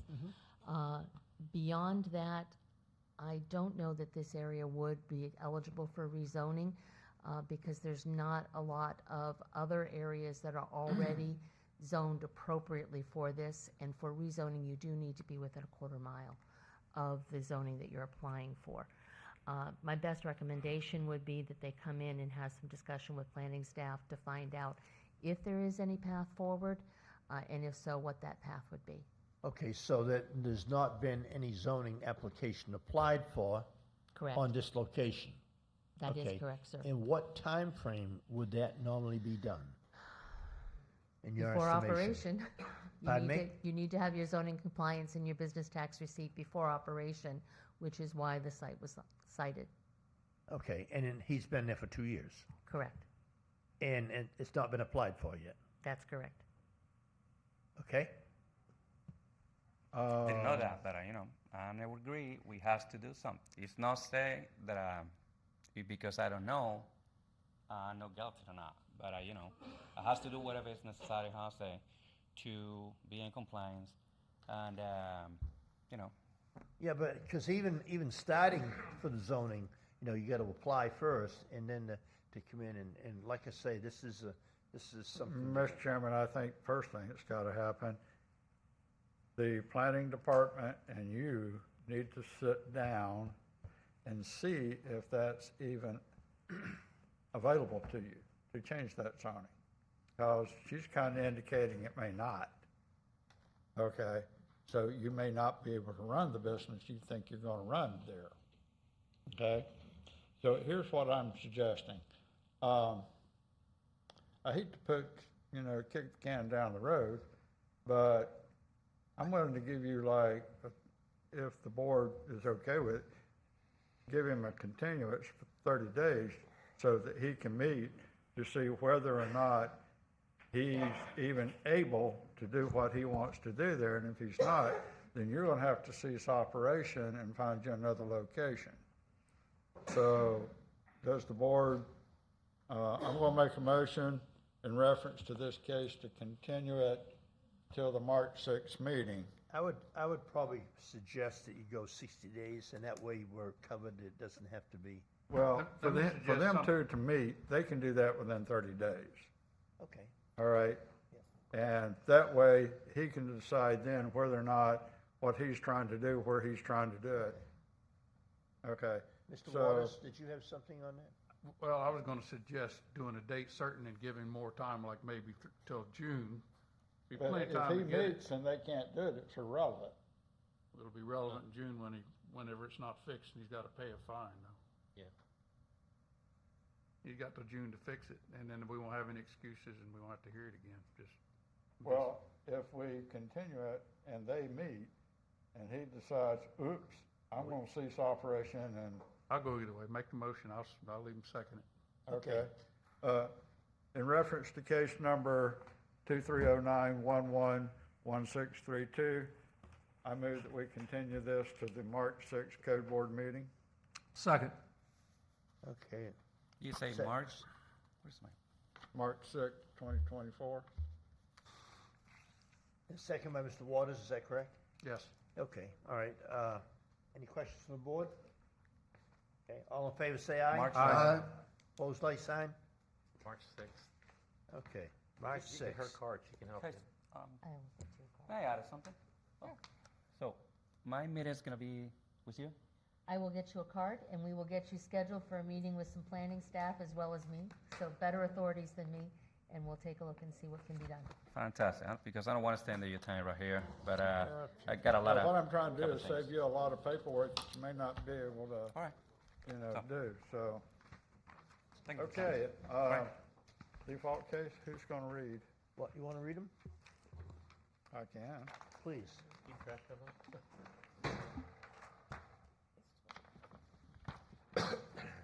Okay, The hall's been sounded, please? Not yet, it's gonna be sounded right nope, now. I'm fixing to read them. Okay, case number 2308111350, 5989 South US Highway 1, Fort Pierce, Florida. Black Hawk Security and Consultants LLC. Excuse me, what page are you on? 5. Did you get 1 and 2? They were Is there continuing. 1 and 2? No, I mean, They were yeah, continuing. page 2, page 3? They were continued. Continued. Oh, they were? Okay. Go ahead. Number 5, case number 2308111349, 5989 South US Highway 1, Fort Pierce, Florida. Lisa A. Petrie? Peteri, Petrie. Petrie, Lola Anderson, and George M. Petrie.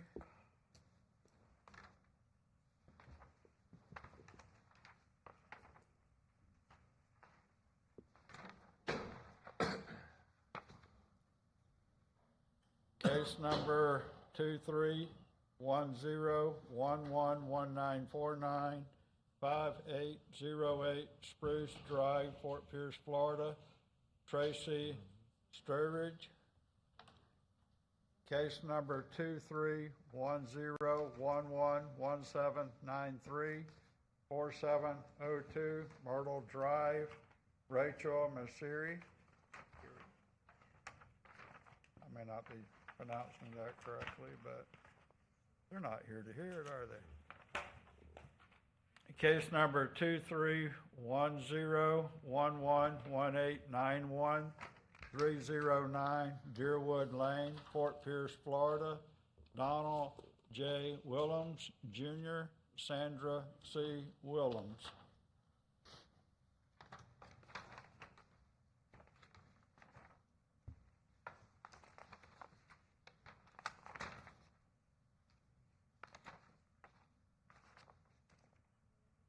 Case number 2310111956, lot next to 3303 Avenue K, Fort Pierce, Florida. Kamayan.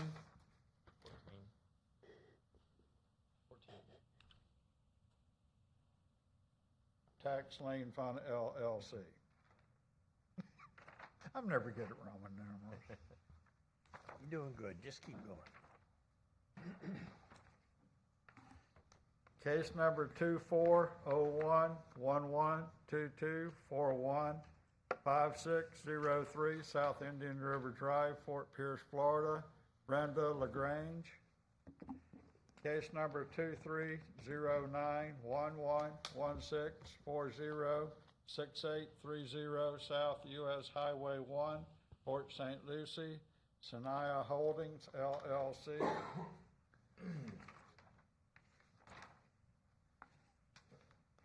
Case number 2308111336, 359 Tarab Avenue, Fort Pierce. Eliza Amandor. Have a motion. Yes, ma'am. Yes, Mr. Chairman, song has been. Okay, yes, sir, Mr. Taylor. I hereby move in reference to cases read into the record that the Code Enforcement Board in an order find these alleged violators are in default as they did not appear to protest the violations against them, and that the board adopt the recommendations of staff as set forth on the agenda. Okay, do I hear second? Second. Second, Mr. Waters, all in favor, say aye. Aye. Aye, post like sign. Okay, we're going into fine hearings, folks. And the first one is companion case, let's see. Case number 105577, TBD Port St. Lucie for Pacific Creek LLC. There's 3 in a row. And Mr. Chairman and the board, staff is asking the board to continue the case to the May 1st meeting. They're working with staff to get this resolved, so we're asking for continuation to May 1st, 2024. For all 3 cases, please. Mr. Chairman, I move in reference to case 105577 that would continue this to the what month? May 1st. May 1st, Code Board meeting, 2024. Second. 2024, second by Mr. Pankos. All in favor, say aye. Aye. Opposed, like sign. Okay. Go ahead, sir. Case number 105578, 0 Dennison Drive, Port St. Lucie, Pacific Creek LLC. I move that we continue this case to the May 1st Code Board meeting. Okay. Second. there's a typo, I think it's 350 Dennison Drive, but anyway. All in favor, say aye. Aye. Opposed, like sign. Okay, next one, please. Reference to case 105579, 350 Dennison Drive, Port St. Lucie, Pacific Creek LLC. We move to continue this case to the May 1st Code Board meeting. Second. Second by Mr. Waters. All in favor, say aye. Aye. Aye, opposed, like sign. Okay, so Under the fine hearings, we're going to number 6. Four. Excuse me, Four. I missed one. Code number 4, case number 2304-110-338, 7502 Sebastian Road, Fort Pierce, Florida. Vincent Areco. Mr. Chairman, staff is requesting 90-day continuation to the May 1st fine hearing for this case. Looking for a motion? Mr. Chairman, in reference to case 2304-110-338, I move that we continue this case to the May 1st Code Board meeting. Second. Second, Mr. Waters, all in favor? Aye. Aye, opposed, like sign. Okay, we're on number 5. Okay, 5801 Sunset Boulevard, needs, Simidi? I did, 12303-109-993. Okay, Josh, go Yes, for sir. it. For the record, I am resubmitting 4 photos dated January 18th, 2023, taken by Stormwater Inspector William Cornelius. And I am also submitting 2 new photos taken by myself dated February 5th, 2024. 5801 Sunset Boulevard was found in violation of section 7.07.00, failed driveway culvert pipe. A notice of violation letter was issued by Water Quality on January 19th, 2023 and March 1st, 2023. A notice of violation was issued then by Code Enforcement on April 6, 2023. After receiving no compliance, a notice to appear letter was issued on April 21st, 2023 for the Code Board hearing of June 7th, 2023. At the June 7th, 2023 Code Enforcement hearing, the Board found the property in violation and gave a compliance date of January 15th, 2024, or a $250 fine would be imposed. As of today's date, February 7th, 2024, the property remains in violation. Okay, I very have a good. motion. Yes, sir. Go ahead, Mr. Pete.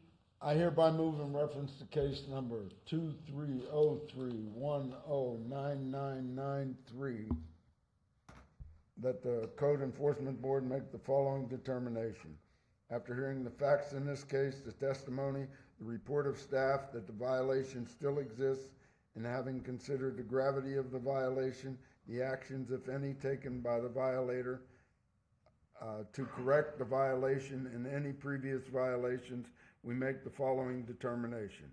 A fine of $250 per day shall be imposed for each day the violation exists starting January 16th, 2024, with a maximum fine not to exceed $5,000.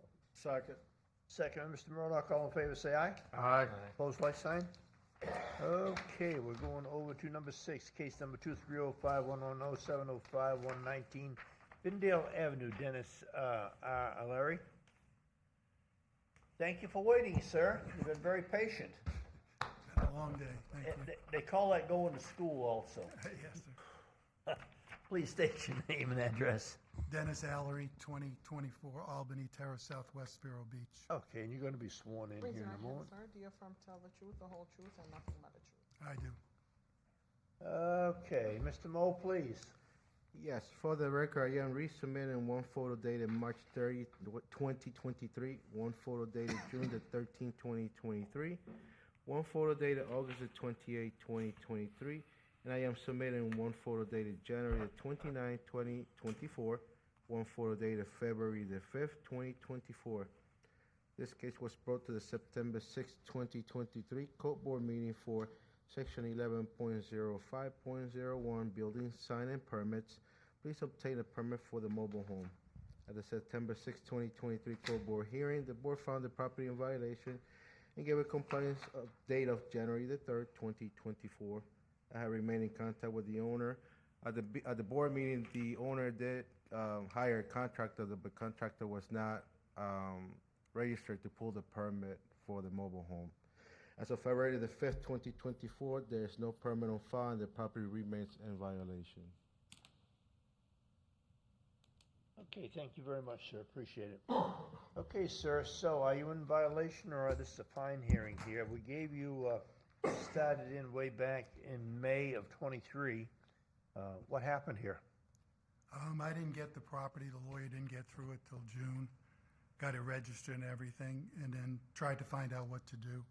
I was here for the first time, hearing with Mr. Zelaya, who I signed a contract with, and he did do some of the work. He never corrected his licensing problem. He's in violation, so he couldn't pull the permit. Okay, and when did that stop? Probably December when I went ahead and filed a complaint against So him. you went for like 6 months, even though he had a bad time, even though he started, didn't have a license? Yes, he started, he was real You slow. didn't stop him till December then, or you didn't? He stopped all contact in December. Okay. Yeah. All right, so very good. So I filed the complaint, and as Mo can say, he's, Okay. being taken So care of. where are you going forward from there? Well, I got the list finally I didn't know what to do, so I did get a list. I tried on my own, to no avail to hire someone. A lot of the people have got out of the business. Seems like a father-son thing where, one guy was 83 and his son was Okay. doing it, and, like that. So it's hard to find somebody. I did get a list, and now I've been in contact with the list, and I do have an estimate, and I do have some people that are moving forward through a license with you and should be able to do the work. I have the AC, the electric lined up, and the work he did, according to Charlie from KC Mobile Homes, a lot of that is going to be acceptable. There's going to be some corrections, so I'm going to get someone to do the permit, make the corrections. I have the AC, the electric guys, and try and get this thing taken care of, obviously. Okay. How much So time do you think you need? Most had asked for 4 months. For 4 months? Yes. Well, this time we've used up a year, almost, well, we haven't used up a year, excuse me. I didn't get it A long time. And so, it's quite important that we go ahead and get this done as quickly Yeah. as possible. I think I told you last time, I'm a 76-year-old disabled veteran, 100% total and permanent. Yep. So I was out a month. Right. I had an impingement in my neck. I lost 14 pounds. I had to go for shots. So I couldn't do anything for a total month. I was in bed. And we're sorry for that, and we understand that, but all we're asking is, you're gonna have an outsider person do it, if you can get that done as quickly as possible. Yes, I want to get it done quickly Yeah, as possible. and- I Chair. promised to move in. What I'm willing to do, because he hired a contractor that Yep, whatever. unscrupulous, that's, Yep. He should be in jail. that's kind of not his fault necessarily. There's a lot of dubious contractors out there. I'm willing to kind of kick the can down the road on this. I don't know how staff feels about it. I'm willing to make a generous motion. Thank you. Yes, sir. I would adjust your date for the fine, but put something certain there for you and give you plenty of time to get this Thank you. taken care of. Appreciate And it. if you don't come No, back. it'll be done. You owe a bunch of money. How about No, that? it'll be done. So with that being said, I hereby move in reference to case number 23051107005 that the Code Enforcement Board make the following determination after hearing the facts in this case, testimony, and the report of staff that the violation still exists, and having considered the gravity of the violation, the actions, if any, taken by the violator to correct the violation and any previous violation, will make the following determination.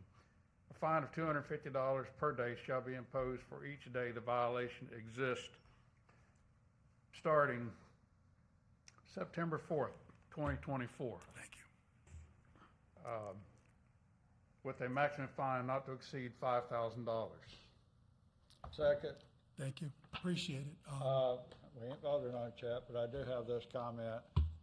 That's a nice work. Can you at least pressure wash it or something, make it look a little better? I'm getting Thomas to do that now. Renee left bags of trash. We did pick that up. We are having it mowed.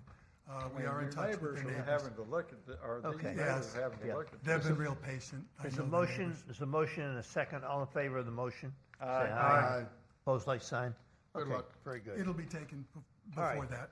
Thank you, please. Thank you, guys. Appreciate it. Yes, number 7, case number 2301109681471, Sunrise Drive, Fort Pierce, Florida, Terry and Rochelle Tanis, 471 Sunrise.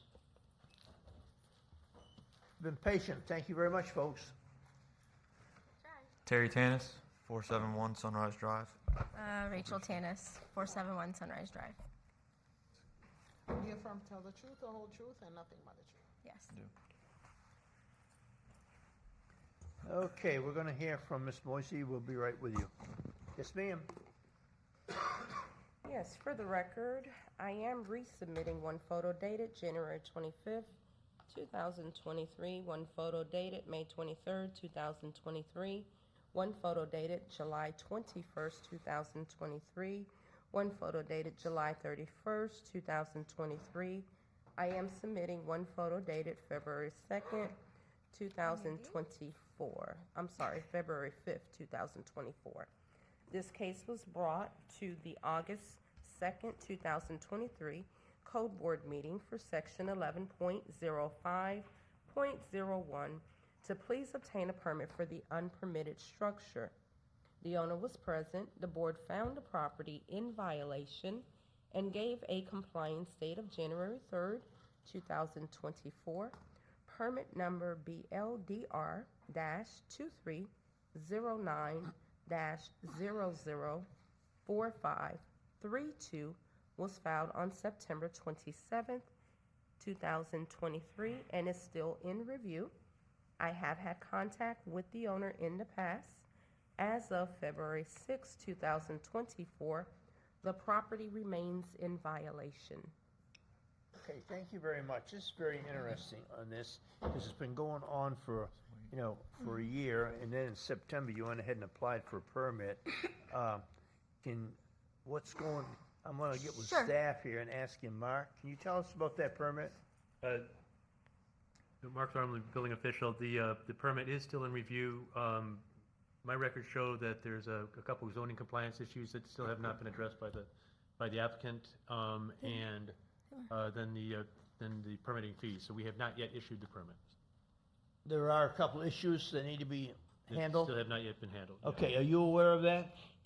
Yes, is it my turn? Yeah, go ahead. Okay, perfect. So we purchased this property in 2021. The previous owners built this barn in 2015. Right.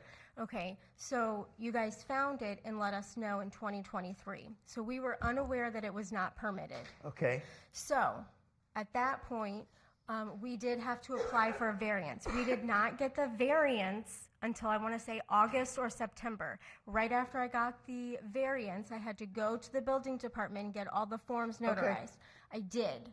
But then they needed a new survey. So I had problems with the survey company that originally did our survey in the past because they didn't put all the figures on the survey, so I kept having to go back to them. So whenever it came back stating that we needed the height of the barn and the height of the home, I reached back out to the survey company and I was in contact with a person, but apparently that person had been let go. So then they finally got back to me and they said that I'd have to do a whole new survey, that they have to come out, even though the survey is less than 3 years old, they have to come out and do a whole new survey, and they have to do a whole new survey for the barn. Well, they're in Lake Park, and I just already had issues with them, so we had to find another company.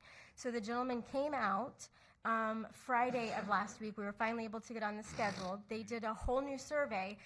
Angela Vassar just called me while we were in here. She's trying to get the permit approved. However, because the last survey company didn't do correct measurements and we had to apply for that variance, even though now it looks better because we're less in the setbacks, now she's trying to coordinate with somebody else to figure out if we're able to move forward with this permit. So we can't do anything until all of this is cleared up. And on top of it, financially, it's just a lot. And you've, obviously, from your explanation, you've gone through a lot, and it's a shame out there that these things happen. They do, and you can go ahead and shake your head, because you'd probably rather say something you can't say here. Anyway.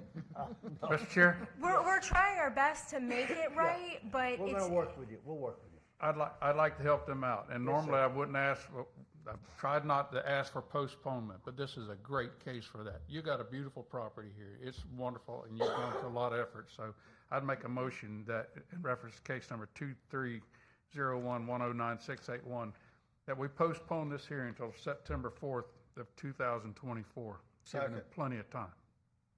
Yeah, I think the permit, like I said, it should be hopefully soon. And I mean, we did save up hopefully for the fee because apparently it's a double permit fee, and it's something that we Right. didn't even do. Second. Very good. So there is a second by Mr.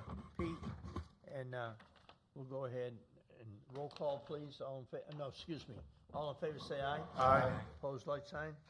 Okay. Normally, when you come in, as I was looking at the dates, which we see, and you see the length of time and nothing's happened, but this throws a completely This is a whole different case. But thank you for hanging in there on that, and you do have a beautiful place. Appreciate Thank you you. trying to do the right thing. Okay? We're trying. Okay. It's No, you're just right. roadblock after roadblock. It was nice having you. Don't come back. Believe me, we would rather be Okay, working. number 8, case 23061100862 has been removed. I'm on number 9, case number 23071111070 has been removed. We are on case number 10, which is 230310017, 107 South 36th Street, Fort Pierce, Edward E. Fuller, Deborah J. Fuller. Good morning, folks. Thank you for waiting.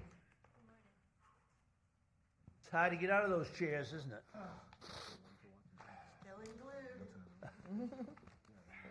Please speak into the microphone and state your name and address. Edward Fuller, 107 South 36th Street, Fort Pierce, Okay. Florida. And you, ma'am? Deborah Fuller, 107 South 36th Street.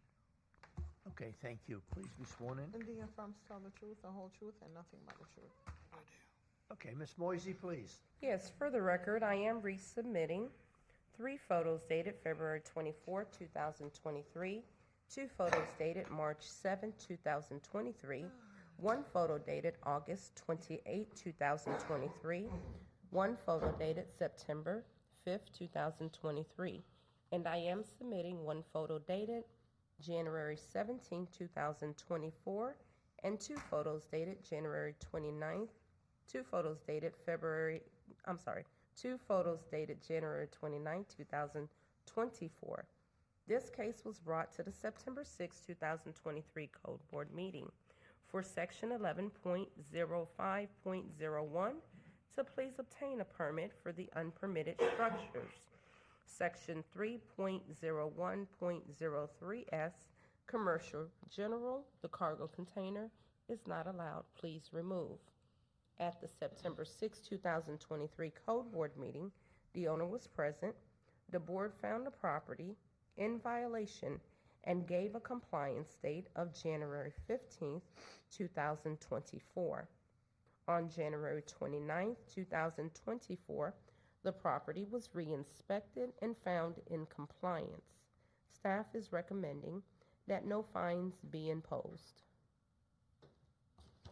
All right. Very good. We're looking for a motion. Is there a motion on a page on that? Yeah, there is. 13. Here, I think this is it. 13, page 13. 13. Mr. Chairman, I have a motion. Yes, sir. I hereby move in reference to case number 2303-110017, that Code Enforcement Board make the following determination. After hearing the facts in this case, the testimony, and the report of staff that regards to the existence of a violation, we determine the violations have been abated and no fine is imposed. Second. Second, all in favor, say aye. Aye. Opposed, like sign. No fine. Thank you very much, folks. Have a nice day. Thank you. Appreciate your help. Thank you so much. Yes, ma'am. Okay, continue from June 7th, number 11, case number 23041100347, 2902 Essex Drive, Fort Pierce, Florida, Alexander Wright, LLC, 4514 Southwest 140 Court, Miami, Florida. Is there anybody here? Okay, Ms. Moisey, please. For the record, I am resubmitting 1 photo dated April 7, 2023, 2 photos dated May 25, 2023, 2 photos dated June 5, 2023.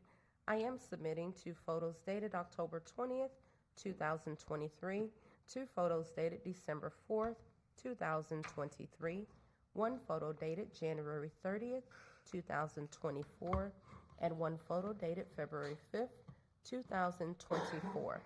This case was brought to the June 7th, 2023 Code Board meeting for Section 11.05.01 Building and Sign Permits to please obtain a permit for the fence. At the June 7, 2023 Code Board meeting, the owner was present, and the board made a decision to continue the case to the November 1st, 2023 Code Board meeting. However, due to the November 1st, 2023 Code Board meeting being canceled, the case was moved to the December 6th, 2023 Code Board meeting. At the December 6, 2023 Code Board meeting, the owner was not present. The case was found in default and given a compliance date of January 5th, 2024. I have had contact with the owner. As of February 6, 2024, a permit has not been filed and the property remains in violation. I have a motion. Yes, sir, Pete. I hereby move in reference to case number 23041103047 that the Code Enforcement Board make the following determination. After hearing the facts in this case, the testimony, the report of staff that the violation still exists, and having considered the gravity of the violation, the actions, if any, taken by the violator to correct the violation, and any previous violations, we make the following determination. A fine of $250 per day shall be imposed for each day the violation exists, starting January 6, 2024, with a maximum fine. It's recommending fine, but isn't that a business? No, it's a residential home. Okay. Not to exceed $5,000. Second. Second by Mr. Murdock. All Just in for, favor, say aye. may I ask just for discussion, just. Yes, sir. I do presume that they were notified of the meeting today. Okay, that's it. Thank you. All in favor, say aye. Aye. Opposed, like sign. Okay, very good. So we're going over to number 12, case number 230911165555194, Margaret Ann Lane, Billy C. Wilson Jr., Margaret Ann Lane. Yes, Mr. Moe? Yes, for the record, I am submitting 2 photos dated September the 21st, 2023, 3 photos dated December the 4th, 2023, 1 photo dated January 29, 2024, 3 photos dated January 20, 2024, and 2 photos dated February the 5th, 2024. This case was brought to the December 6, 2023 Code Board meeting for Section 38.97 Prohibited Acts, Overgrowth, and Section 8.00.03F, outdoor storage of recreational equipment. The recreational equipment, such as the trailer, must be on a paved surface to be in the front yard. Please place on a paved surface or move to the side or rear of the property. At the December 6, 2023 Code Board meeting, the owner was not present. The case was found in default and given compliance date of January the 5th, 2024. I had not made contact with the owner. As of February the 5th, 2024, the property remains in violation. I have a motion. Mr. Pete, go ahead. I hereby move in reference to case number 111655, that the Code Enforcement Board make the following determination.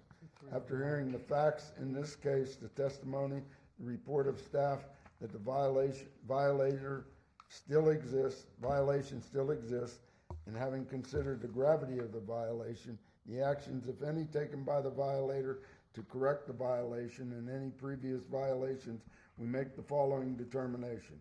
A fine of $250 per day shall be imposed for each day the violation exists, starting January 6, 2024, with a maximum fine not to exceed $5,000. Second for discussion. Second by Mr. Murdock. We need to correct the Pardon me? code, the case number. Just read the full. What is that case number? You left off the 2309. Oh, it was up here, I was reading it. Okay. Correction on the case number. 23091111655. Thank you. Okay, thank you very much. Second by Mr. Murdock. All in favor, say aye. Aye. Aye. Opposed, like sign. Okay, guys, we are on number 13, which is 23101111814 has been abated. We are on 14, case number 23091111587, which has been abated. We are on number 15, case number 2308111497, 5106 Birch Drive, Fort Pierce, Florida. Philip B. Adams. Josh. Yes, sir. For the record, I am resubmitting 2 photos dated June 5th, 2023, taken by Water Quality Department, and submitting 2 new photos dated February 5th, 2024, taken by myself. 5106 Birch Drive was found in violation of section 7.07.00, driveway culvert in disrepair.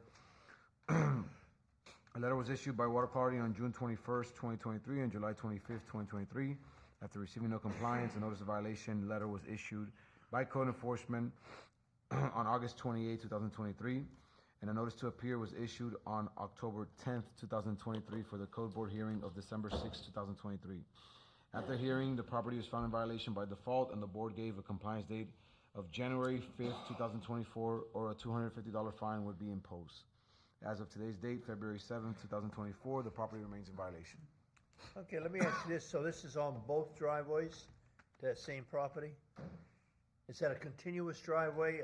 You call it 2 culverts? Or 1 Circle culvert? driveway, yeah. Is it circle driveway? Yeah, it's a circle driveway. Okay, I mean, I know I see that, but I just didn't know if the verbiage had to be both sides or anything. Okay, all right, very good. Mr. Chair, I'd like to make a motion. Yes, sir. I hereby move in reference to case number 2308-1111497 that the Code Enforcement Board make the following determination. After hearing the facts in this case, the testimony, and the report of staff that the violation still exists, and having considered the gravity of the violation, the actions, if any, taken by the violator to correct the violation, and any previous violations, we make the following determination. A fine of $250 per day shall be imposed for each day that the violation exists, starting, looking for my start date. January 6, 2023, with a maximum fine not to exceed $5,000. You just said 23. Yeah, I said 24. You weren't listening, I said 24. Hope it's not recorded. Okay, second by I Mr. stand Taylor. corrected. Second by Mr. Taylor. All in favor, say aye. Aye. Opposed, like sign. Okay, all right, so we got out of that one. 16, case number 2309111706, 70507 Banyan Street, Reverend Investments Property LLC, 2301 Eder Avenue. Sir, Mr. Fogg, for the record, I'm resubmitting 4 photos taken on January 21st, 2023 by Mo, 3 photos taken on December 5th, 2023 by myself, and 2 new photos taken on January 18th, 2024, taken by myself. During my first inspection of the property located at 7507 Banyan Street is in violation for section 11.05.01 building and sign permit. Please obtain a permit for the enclosure of a carport. Notice was issued on September 22nd, 2023 with a correction date of October 6, 2023. After getting no compliance, a notice to appear was issued and posted on the property on November 15th, 2023 for the December 6, 2023 Code Board. On that 15th day, I did have contact with the owner and gave him that notice to appear. Case was brought before the December 6, 2023 Code Board meeting for section 11.05.01 building sign permit to obtain a permit for the enclosure of a carport. The owner was not present. The case was found in default and given a compliance date of February 9th, 2024. On January 10th, 2024, I received a call from Sean Reynolds, who is the grandson of the person staying on the property. Mr. Reynolds stated that he would get the enclosure of the carport down and call me as soon as he gets it down. Mr. Reynolds removed the 2x4 enclosure and returned it to a carport by January 18th, 2024. Staff recommendations, no fines imposed by the board. No fines imposed by the board. Yes, sir. I have a motion. Yes, sir. I hereby move in reference to case number 2309111706 that the Code Enforcement Board make the following determination. After hearing the facts in this case, the testimony, and the report of staff with regard to the existence of a violation that we determine The violators have been abated, violations have been abated, and no fine is imposed. Second. Second by Mr. Waters. All in favor, say aye. Aye. Okay. All opposed? Okay, very good. Number 17, 2308 111 1100 North 39th Street, 4 Fifth floor, and Louis C. McKenzie Jr., 1100 North 39th Street. Ms. Moisey, please. Yes, for the record, I am submitting 2 photos dated August 29, 2023, 1 photo dated September 28, 2023, 2 photos dated December 4, 2023, 1 photo dated February 5, 2024, and a aerial from the property appraiser's website dated 2018 and 2023. Okay, this case was brought to the December 6, 2023 Code Board meeting. The owner was not present. The case was found in default and given a compliance date of January 5, 2024, and it was brought before the board for Section 11.05.01 Building and Sign Permits to please obtain a permit for the extended roof overhang and fence. A permit number ROOFR-2401-004457 for the roof was applied for on January 23rd and is January 23rd, 2014, and is still in review. Permit number FENC-2401-000947 for the fence was applied for on January 12, 2024, and is still in review. The compliance date that was given was January 5th, 2024. I have had no contact with the owner. I've had one contact with him in the past. As of February 6, 2024, the property remains in violation. What's the status of the permits? They're still in review. Why don't we give them like 30 days to get the permit before It's we just a start fine fining hearing. them? It's a fine hearing. Mr. Chair, I'd craft a motion that goes close to what you're stating. If you like. I hereby move in reference to case number 2308111562 that the Code Enforcement Board make the following determination. After hearing the facts in this case, the testimony and the report of staff that the violation still exists, and having considered the gravity of the violation, actions, if any, taken by the violator to correct the violation, if any previous actions, we make the following determination. Fine of $250 per day shall be imposed for each day the violation exists, starting, I'm going to adjust that from what was previously stated, to May 1st of 2024, with a maximum fine not to exceed $5,000. Second. Second by Mr. Pete. All in favor, say aye. Aye. Opposed, like sign. Okay, guys. All right, here we go. We're going to be on 18, case number 2308 111 433 1109 West Joy Lane. Ruben Paredes. Ms. Moyes?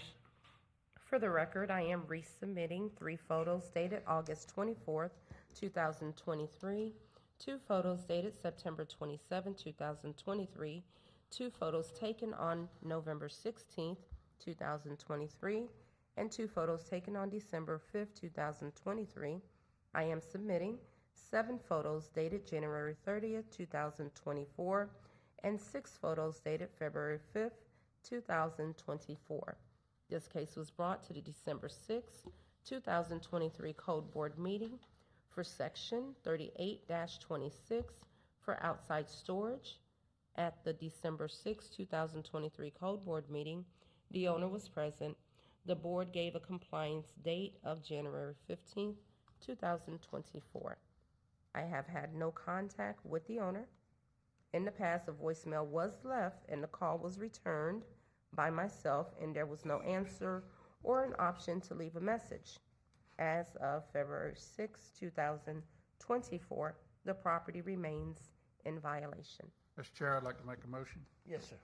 I hereby move in reference to case number 23081114333 that the Code Enforcement Board make the following determination. After hearing the facts in this case, the testimony and the report of staff that the violation still exists, and having considered the gravity of the violation, the actions, if any, taken by the violator to correct the violation and any previous violation, we make the following determination. Fine of $250 per day shall be imposed for each day the violation exists starting January 6, 2024, with a maximum fine not to exceed $5,000. Second. Second by Mr. Taylor. All in favor, say aye. Aye. Opposed, like sign. You know, it's a shame on a piece of property like this that something can't be, obviously, they've not shown any, no idea of ever doing anything with it, so, but anyway. Number 19, case number 2308111-546, 820 South Brock Smith Road, Donna M. Wilson, 820 South Brock Smith Road. Ms. Moisey, please. For the record, I am submitting one photo dated August 31st, 2023, one photo dated October 2nd, 2023, one photo dated December 5th, 2023, one photo dated January 30th, 2024, one photo dated February 5th, 2024. This case was brought to the December 6th, 2023 Code Board meeting for Section 11.05.01, Building and Sign Permits, to please obtain a permit for the structure to include electric and plumbing. The case went before the December 6, 2023 Code Board meeting. The owner was not present. The case was found in default and given a default compliance date of January 5th, 2024. I have had contact with the owner's son as of February 6, 2024. The property remains in violation. Mr. Chair, I'd like to make a motion. Yes, sir. I hereby move in reference to case number 23081111546 that the Code Enforcement Board make the following determination. After hearing of the facts in this case, the testimony and the report of staff that the violation still exists, and having considered the gravity of the violation, the actions, if any, taken by the violator to correct the violation and any previous violation, we make the following determination. A fine of $250 per day shall be imposed for each day the violation exists starting January 6, 2024, with a maximum fine not to exceed $5,000. Okay, second by Mr. Taylor. All in favor, say aye. Aye. Opposed, like sign. Okay, guys, we're going over on number 20. And number 20, case is 2309111714. So the first section and the last section have been abated. It's 1604 Angle Road, Fort Pierce, Florida, Jennifer L. Garcia. Okay, Ms. Moisey. Yes, for the record, I am submitting 4 photos dated September 25th, 2023, 3 photos dated October 24th, 2023, 2 photos dated November 7, 2023, 2 photos taken on November 15th, 2023, 3 photos dated December 4th, 2023, and 1 photo dated February 5th, 2024. This case was brought to the December 6, 2023 Code Board meeting for Section 8.00.03F, outdoor storage of recreational equipment. Only 2 recreational equipments, such as the boat and trailers, are allowed. Please remove additional. Section 8.00.03F, outdoor storage of recreational equipment, to please cease living in the RV, which did abate. The owner was not present. The case was found in default and given a default compliance date of January 5th, 2024. I have had contact with the owner's husband in the past. As of February 6, 2024, the property remains in violation. It's just that one section that remains in violation? Yes. Mr. Chair, I'd like to make a motion. Yes, sir, Mr. Waters. I hereby move in reference to case number 23091111714 that the Code Enforcement Board make the following determination. After hearing the facts in this case, the testimony and the report of staff that the violation still exists, and having considered the gravity of the violation, the actions, if any, taken by the violator to correct the violation, and any previous violations, we make the following determination. A fine of $250 per day shall be imposed for each day the violation exists, starting January 6, 2024, with a maximum fine not to exceed $5,000. Second. Second by Mr. Pete. All in favor, say aye. Aye. Like, opposed, like sign. Okay, so that's the end of the fine hearings. We're going to rehear and reconsideration of none. I think the last one is repeat. Okay, repeat violation hearing. Case number 2401-112318. 2006 North 50th Street, Fort Pierce, Florida. Cynthia A. Farr, 2006 North 50th Street. The representative, good morning, sir. How are you? Good morning. Please state your name and address. Michael Farr, 2006 North 50th Street. Okay, very good. And it, Sorry to keep you so long. please be sworn. Do you affirm to tell I'm the last one, and then Yeah. Mike. do you affirm to tell the truth, the whole truth, and nothing but the truth? Yes, ma'am. Okay. Okay, very good. So we're looking for the pictures. For the record, I am submitting 5 photos dated January 10th, 2024, 4 photos dated January 23rd, 2024, 3 photos dated January 26th, 2024, and 4 photos dated February 5th, 2024. This property came before the board on December 2nd, 2020, and was found in violation for Section 38-26 for outside storage, Section 7.10.14C, industrial equipment prohibited or restricted, to please remove the commercial/industrial equipment from the property. It is not allowed. Section 3.01.03J, residential single family 4, the commercial/industrial lift is not allowed in residential zoning. Please remove from the property. On January 10, 2024, I found the property located at 2006 North 50th Street to be in violation again for Section 38-26 for outside storage, Section 7.10.14C, industrial equipment, prohibited or restricted, to please remove the commercial/industrial equipment from the property. It is not allowed. Section 3.01.03J, residential single family 4, the commercial/industrial lift is not allowed in residential zoning. Please remove from the property. A notice of repeat violation was issued on January 12, 2024. In addition, a notice of repeat violation was reissued and sent certified mail and posted on the property on January 23, 2024 for the February 7, 2024 Code Board meeting. I have had contact with the owner's son, who is present today. As of February 5, 2024, the property remains in violation. Okay. Talk to us, sir. Okay. Now, the day when she came by my house at the time for to do the outside storage, I was moving all my stuff out, dumping stuff out in the trash. She saw that and sat me for outside storage. That van there, everything in there is mine. The van was just checking oil while it was up. The lift she's talking about, that lift there, I built that myself. And the first violation on that particular issue, I spoke to zoning, the guy called, the guy with a long beard, about that issue one time. And he told me he don't see a problem.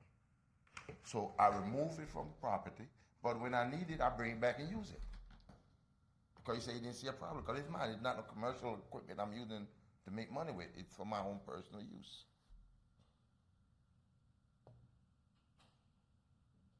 Okay. So I'm trying to figure what is. When you drive by, okay, you see the picture up there on the screen now. All of that's gone?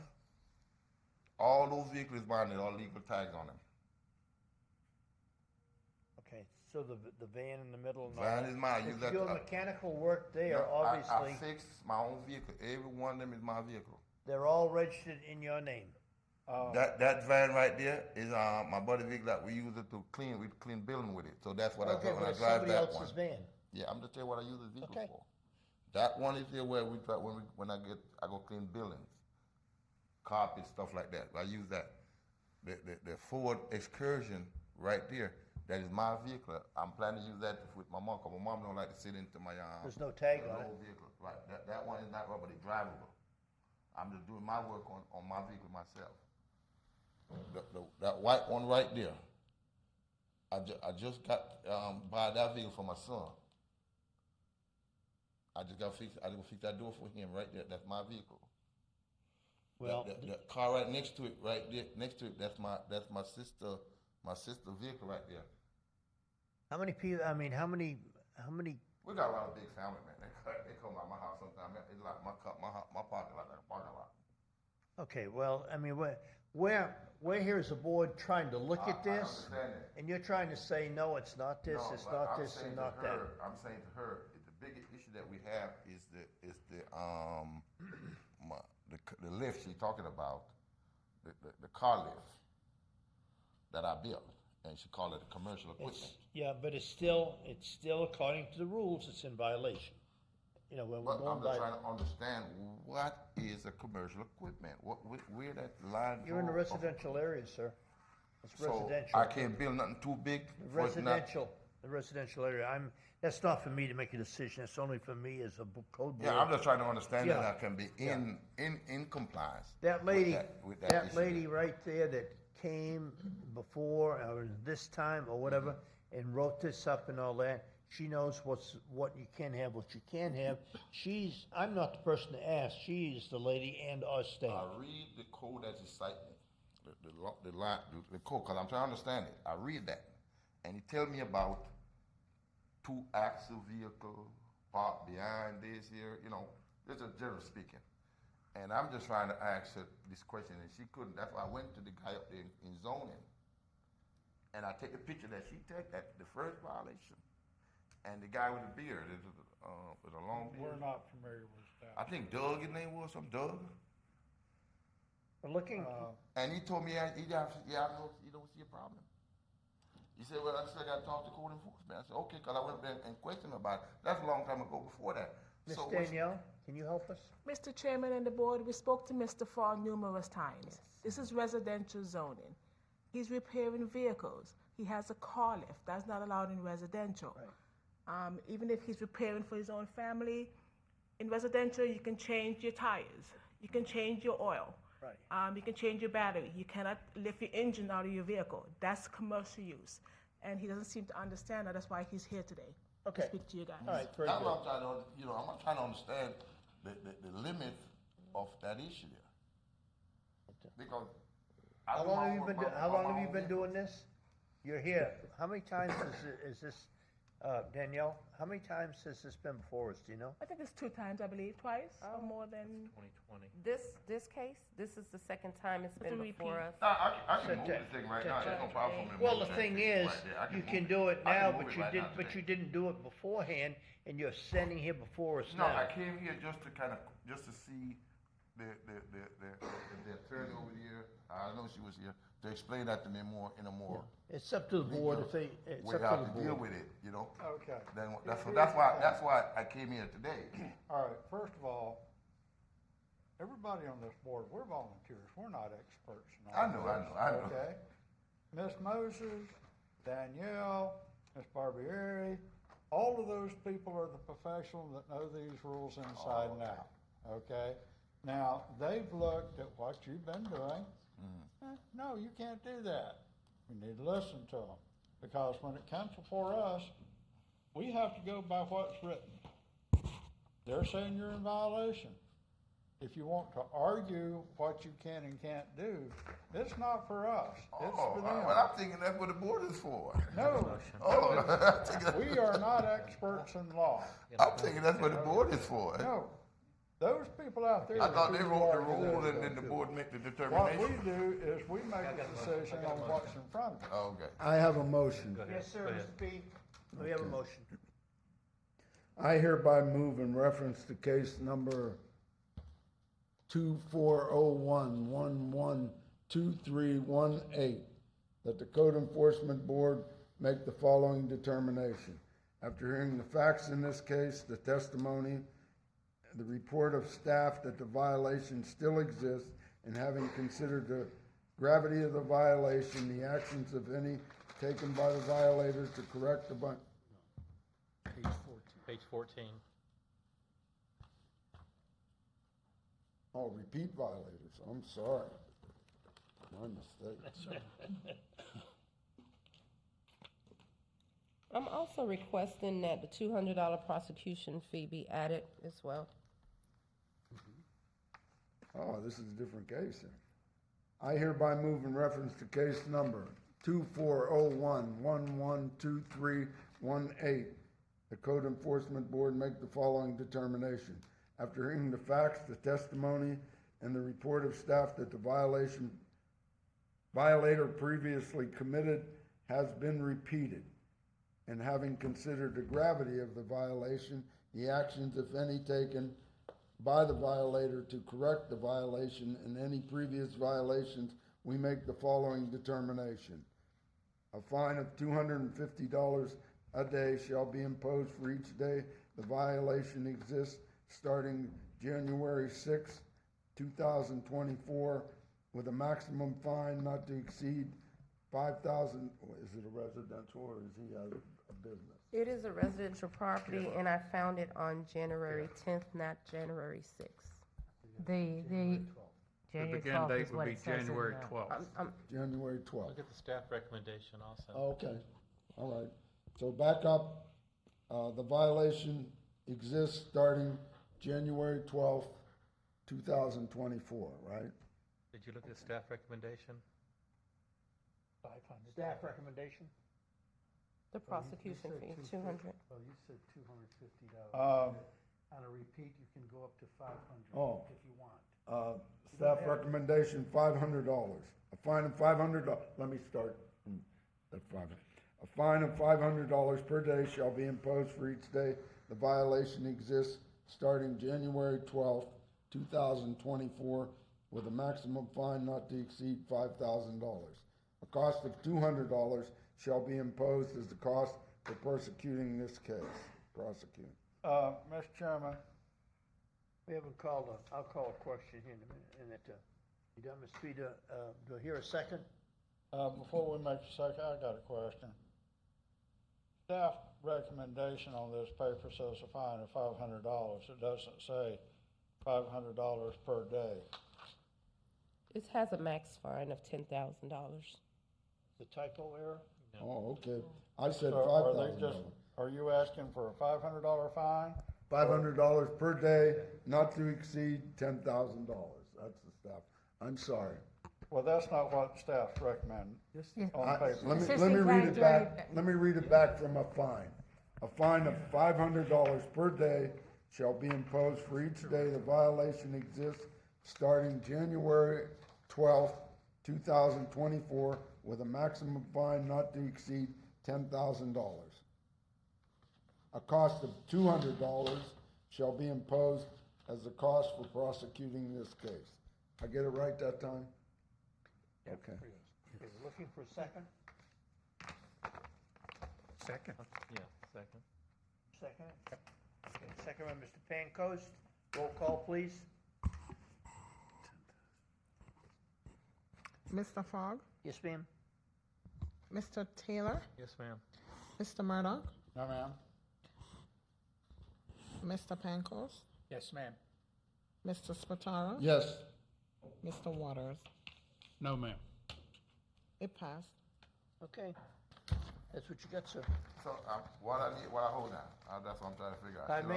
I don't understand what I hold, how much money I have to pay. According to this, it's $500 a day, starting January 12th. Okay? So you what think- is the appeal process in And this it, process? it goes to, and it goes up to a maximum of $10,000. What's the next step to appeal this Get with process? staff and they'll work with you. Let's talk to them Get about with it. staff and they'll work with you. Okay. All right? Danielle? Thank you very much. Danielle, make sure he knows about appeals, About the what? about an appeal. Of course. Okay, is there anything, any new, let me give that. We have something here, what's this? That was the addition to the consent agenda. Referral to the board, we're not doing that, fine reduction, no other business. Is there any other business, staff business? Yeah, Yes, just Mr. I'm sorry. No, Mr. Chairman? Yes. Yeah, just, because there was a little confusion on the last case, but that's a repeat violation, and you've done them before. You don't do many of them. Right. But under the law, you can impose $500 a day as opposed to $250. You could still impose $250 a day or anything, but the maximum is $500. So just to keep that in mind. And also, it is a situation where you find them in violation again and you fine them at the same time.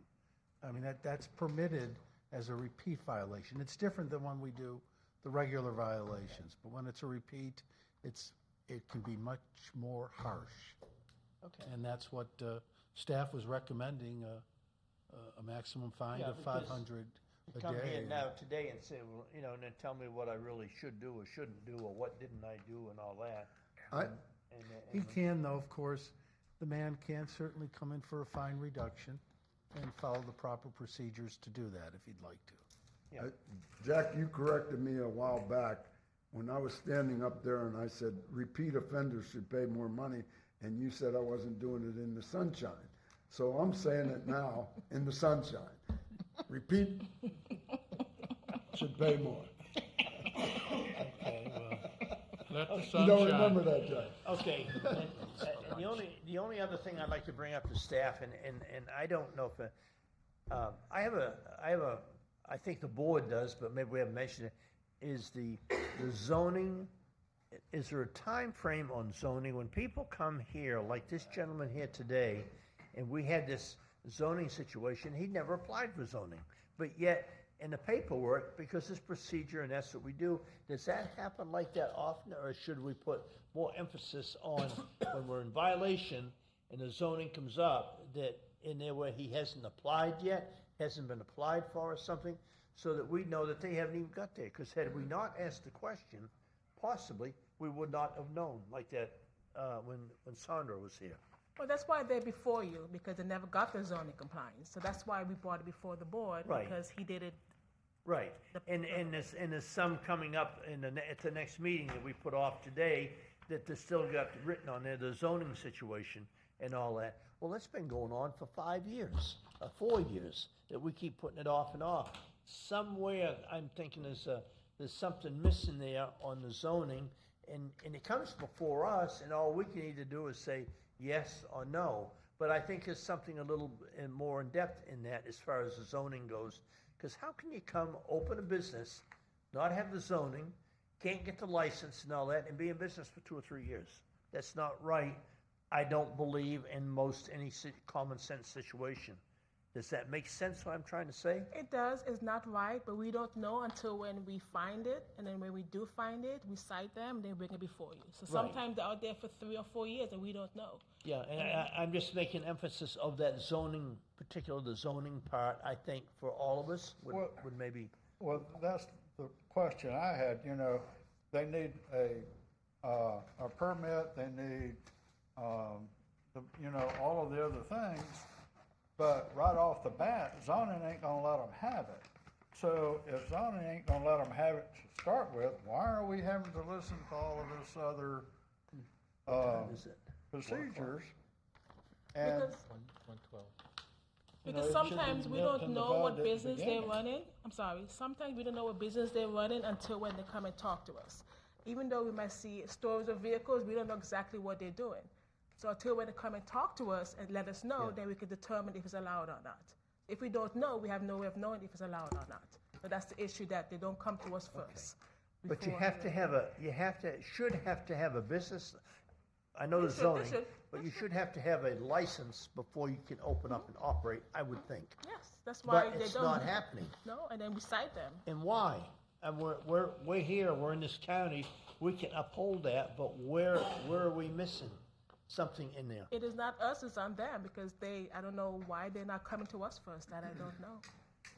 Okay, that's just something I feel strongly about, and I just thought I'd bring it up to staff so you guys would be aware of it, and you already are and all that, so I don't know where we go from there. And Anyway, before you listen- adjourn, I'm sorry, before you adjourn, I was incorrect before. The July 3rd is a Wednesday, it's not July 4th, so I apologize for that. So July 3rd is our code board meeting. Oh, it is? Yes, so I apologize for that. And also, our 8th lien amnesty program is coming up, so I want to know if the board will do a motion to accept our 8th annual lien amnesty. It's going to be April 1st to June 30th of this year. So moved. Second, all in favor? Aye. Opposed, like sign? We're all saying yes. Thank you very much. We're going to adjourn at 1:15. Thank you.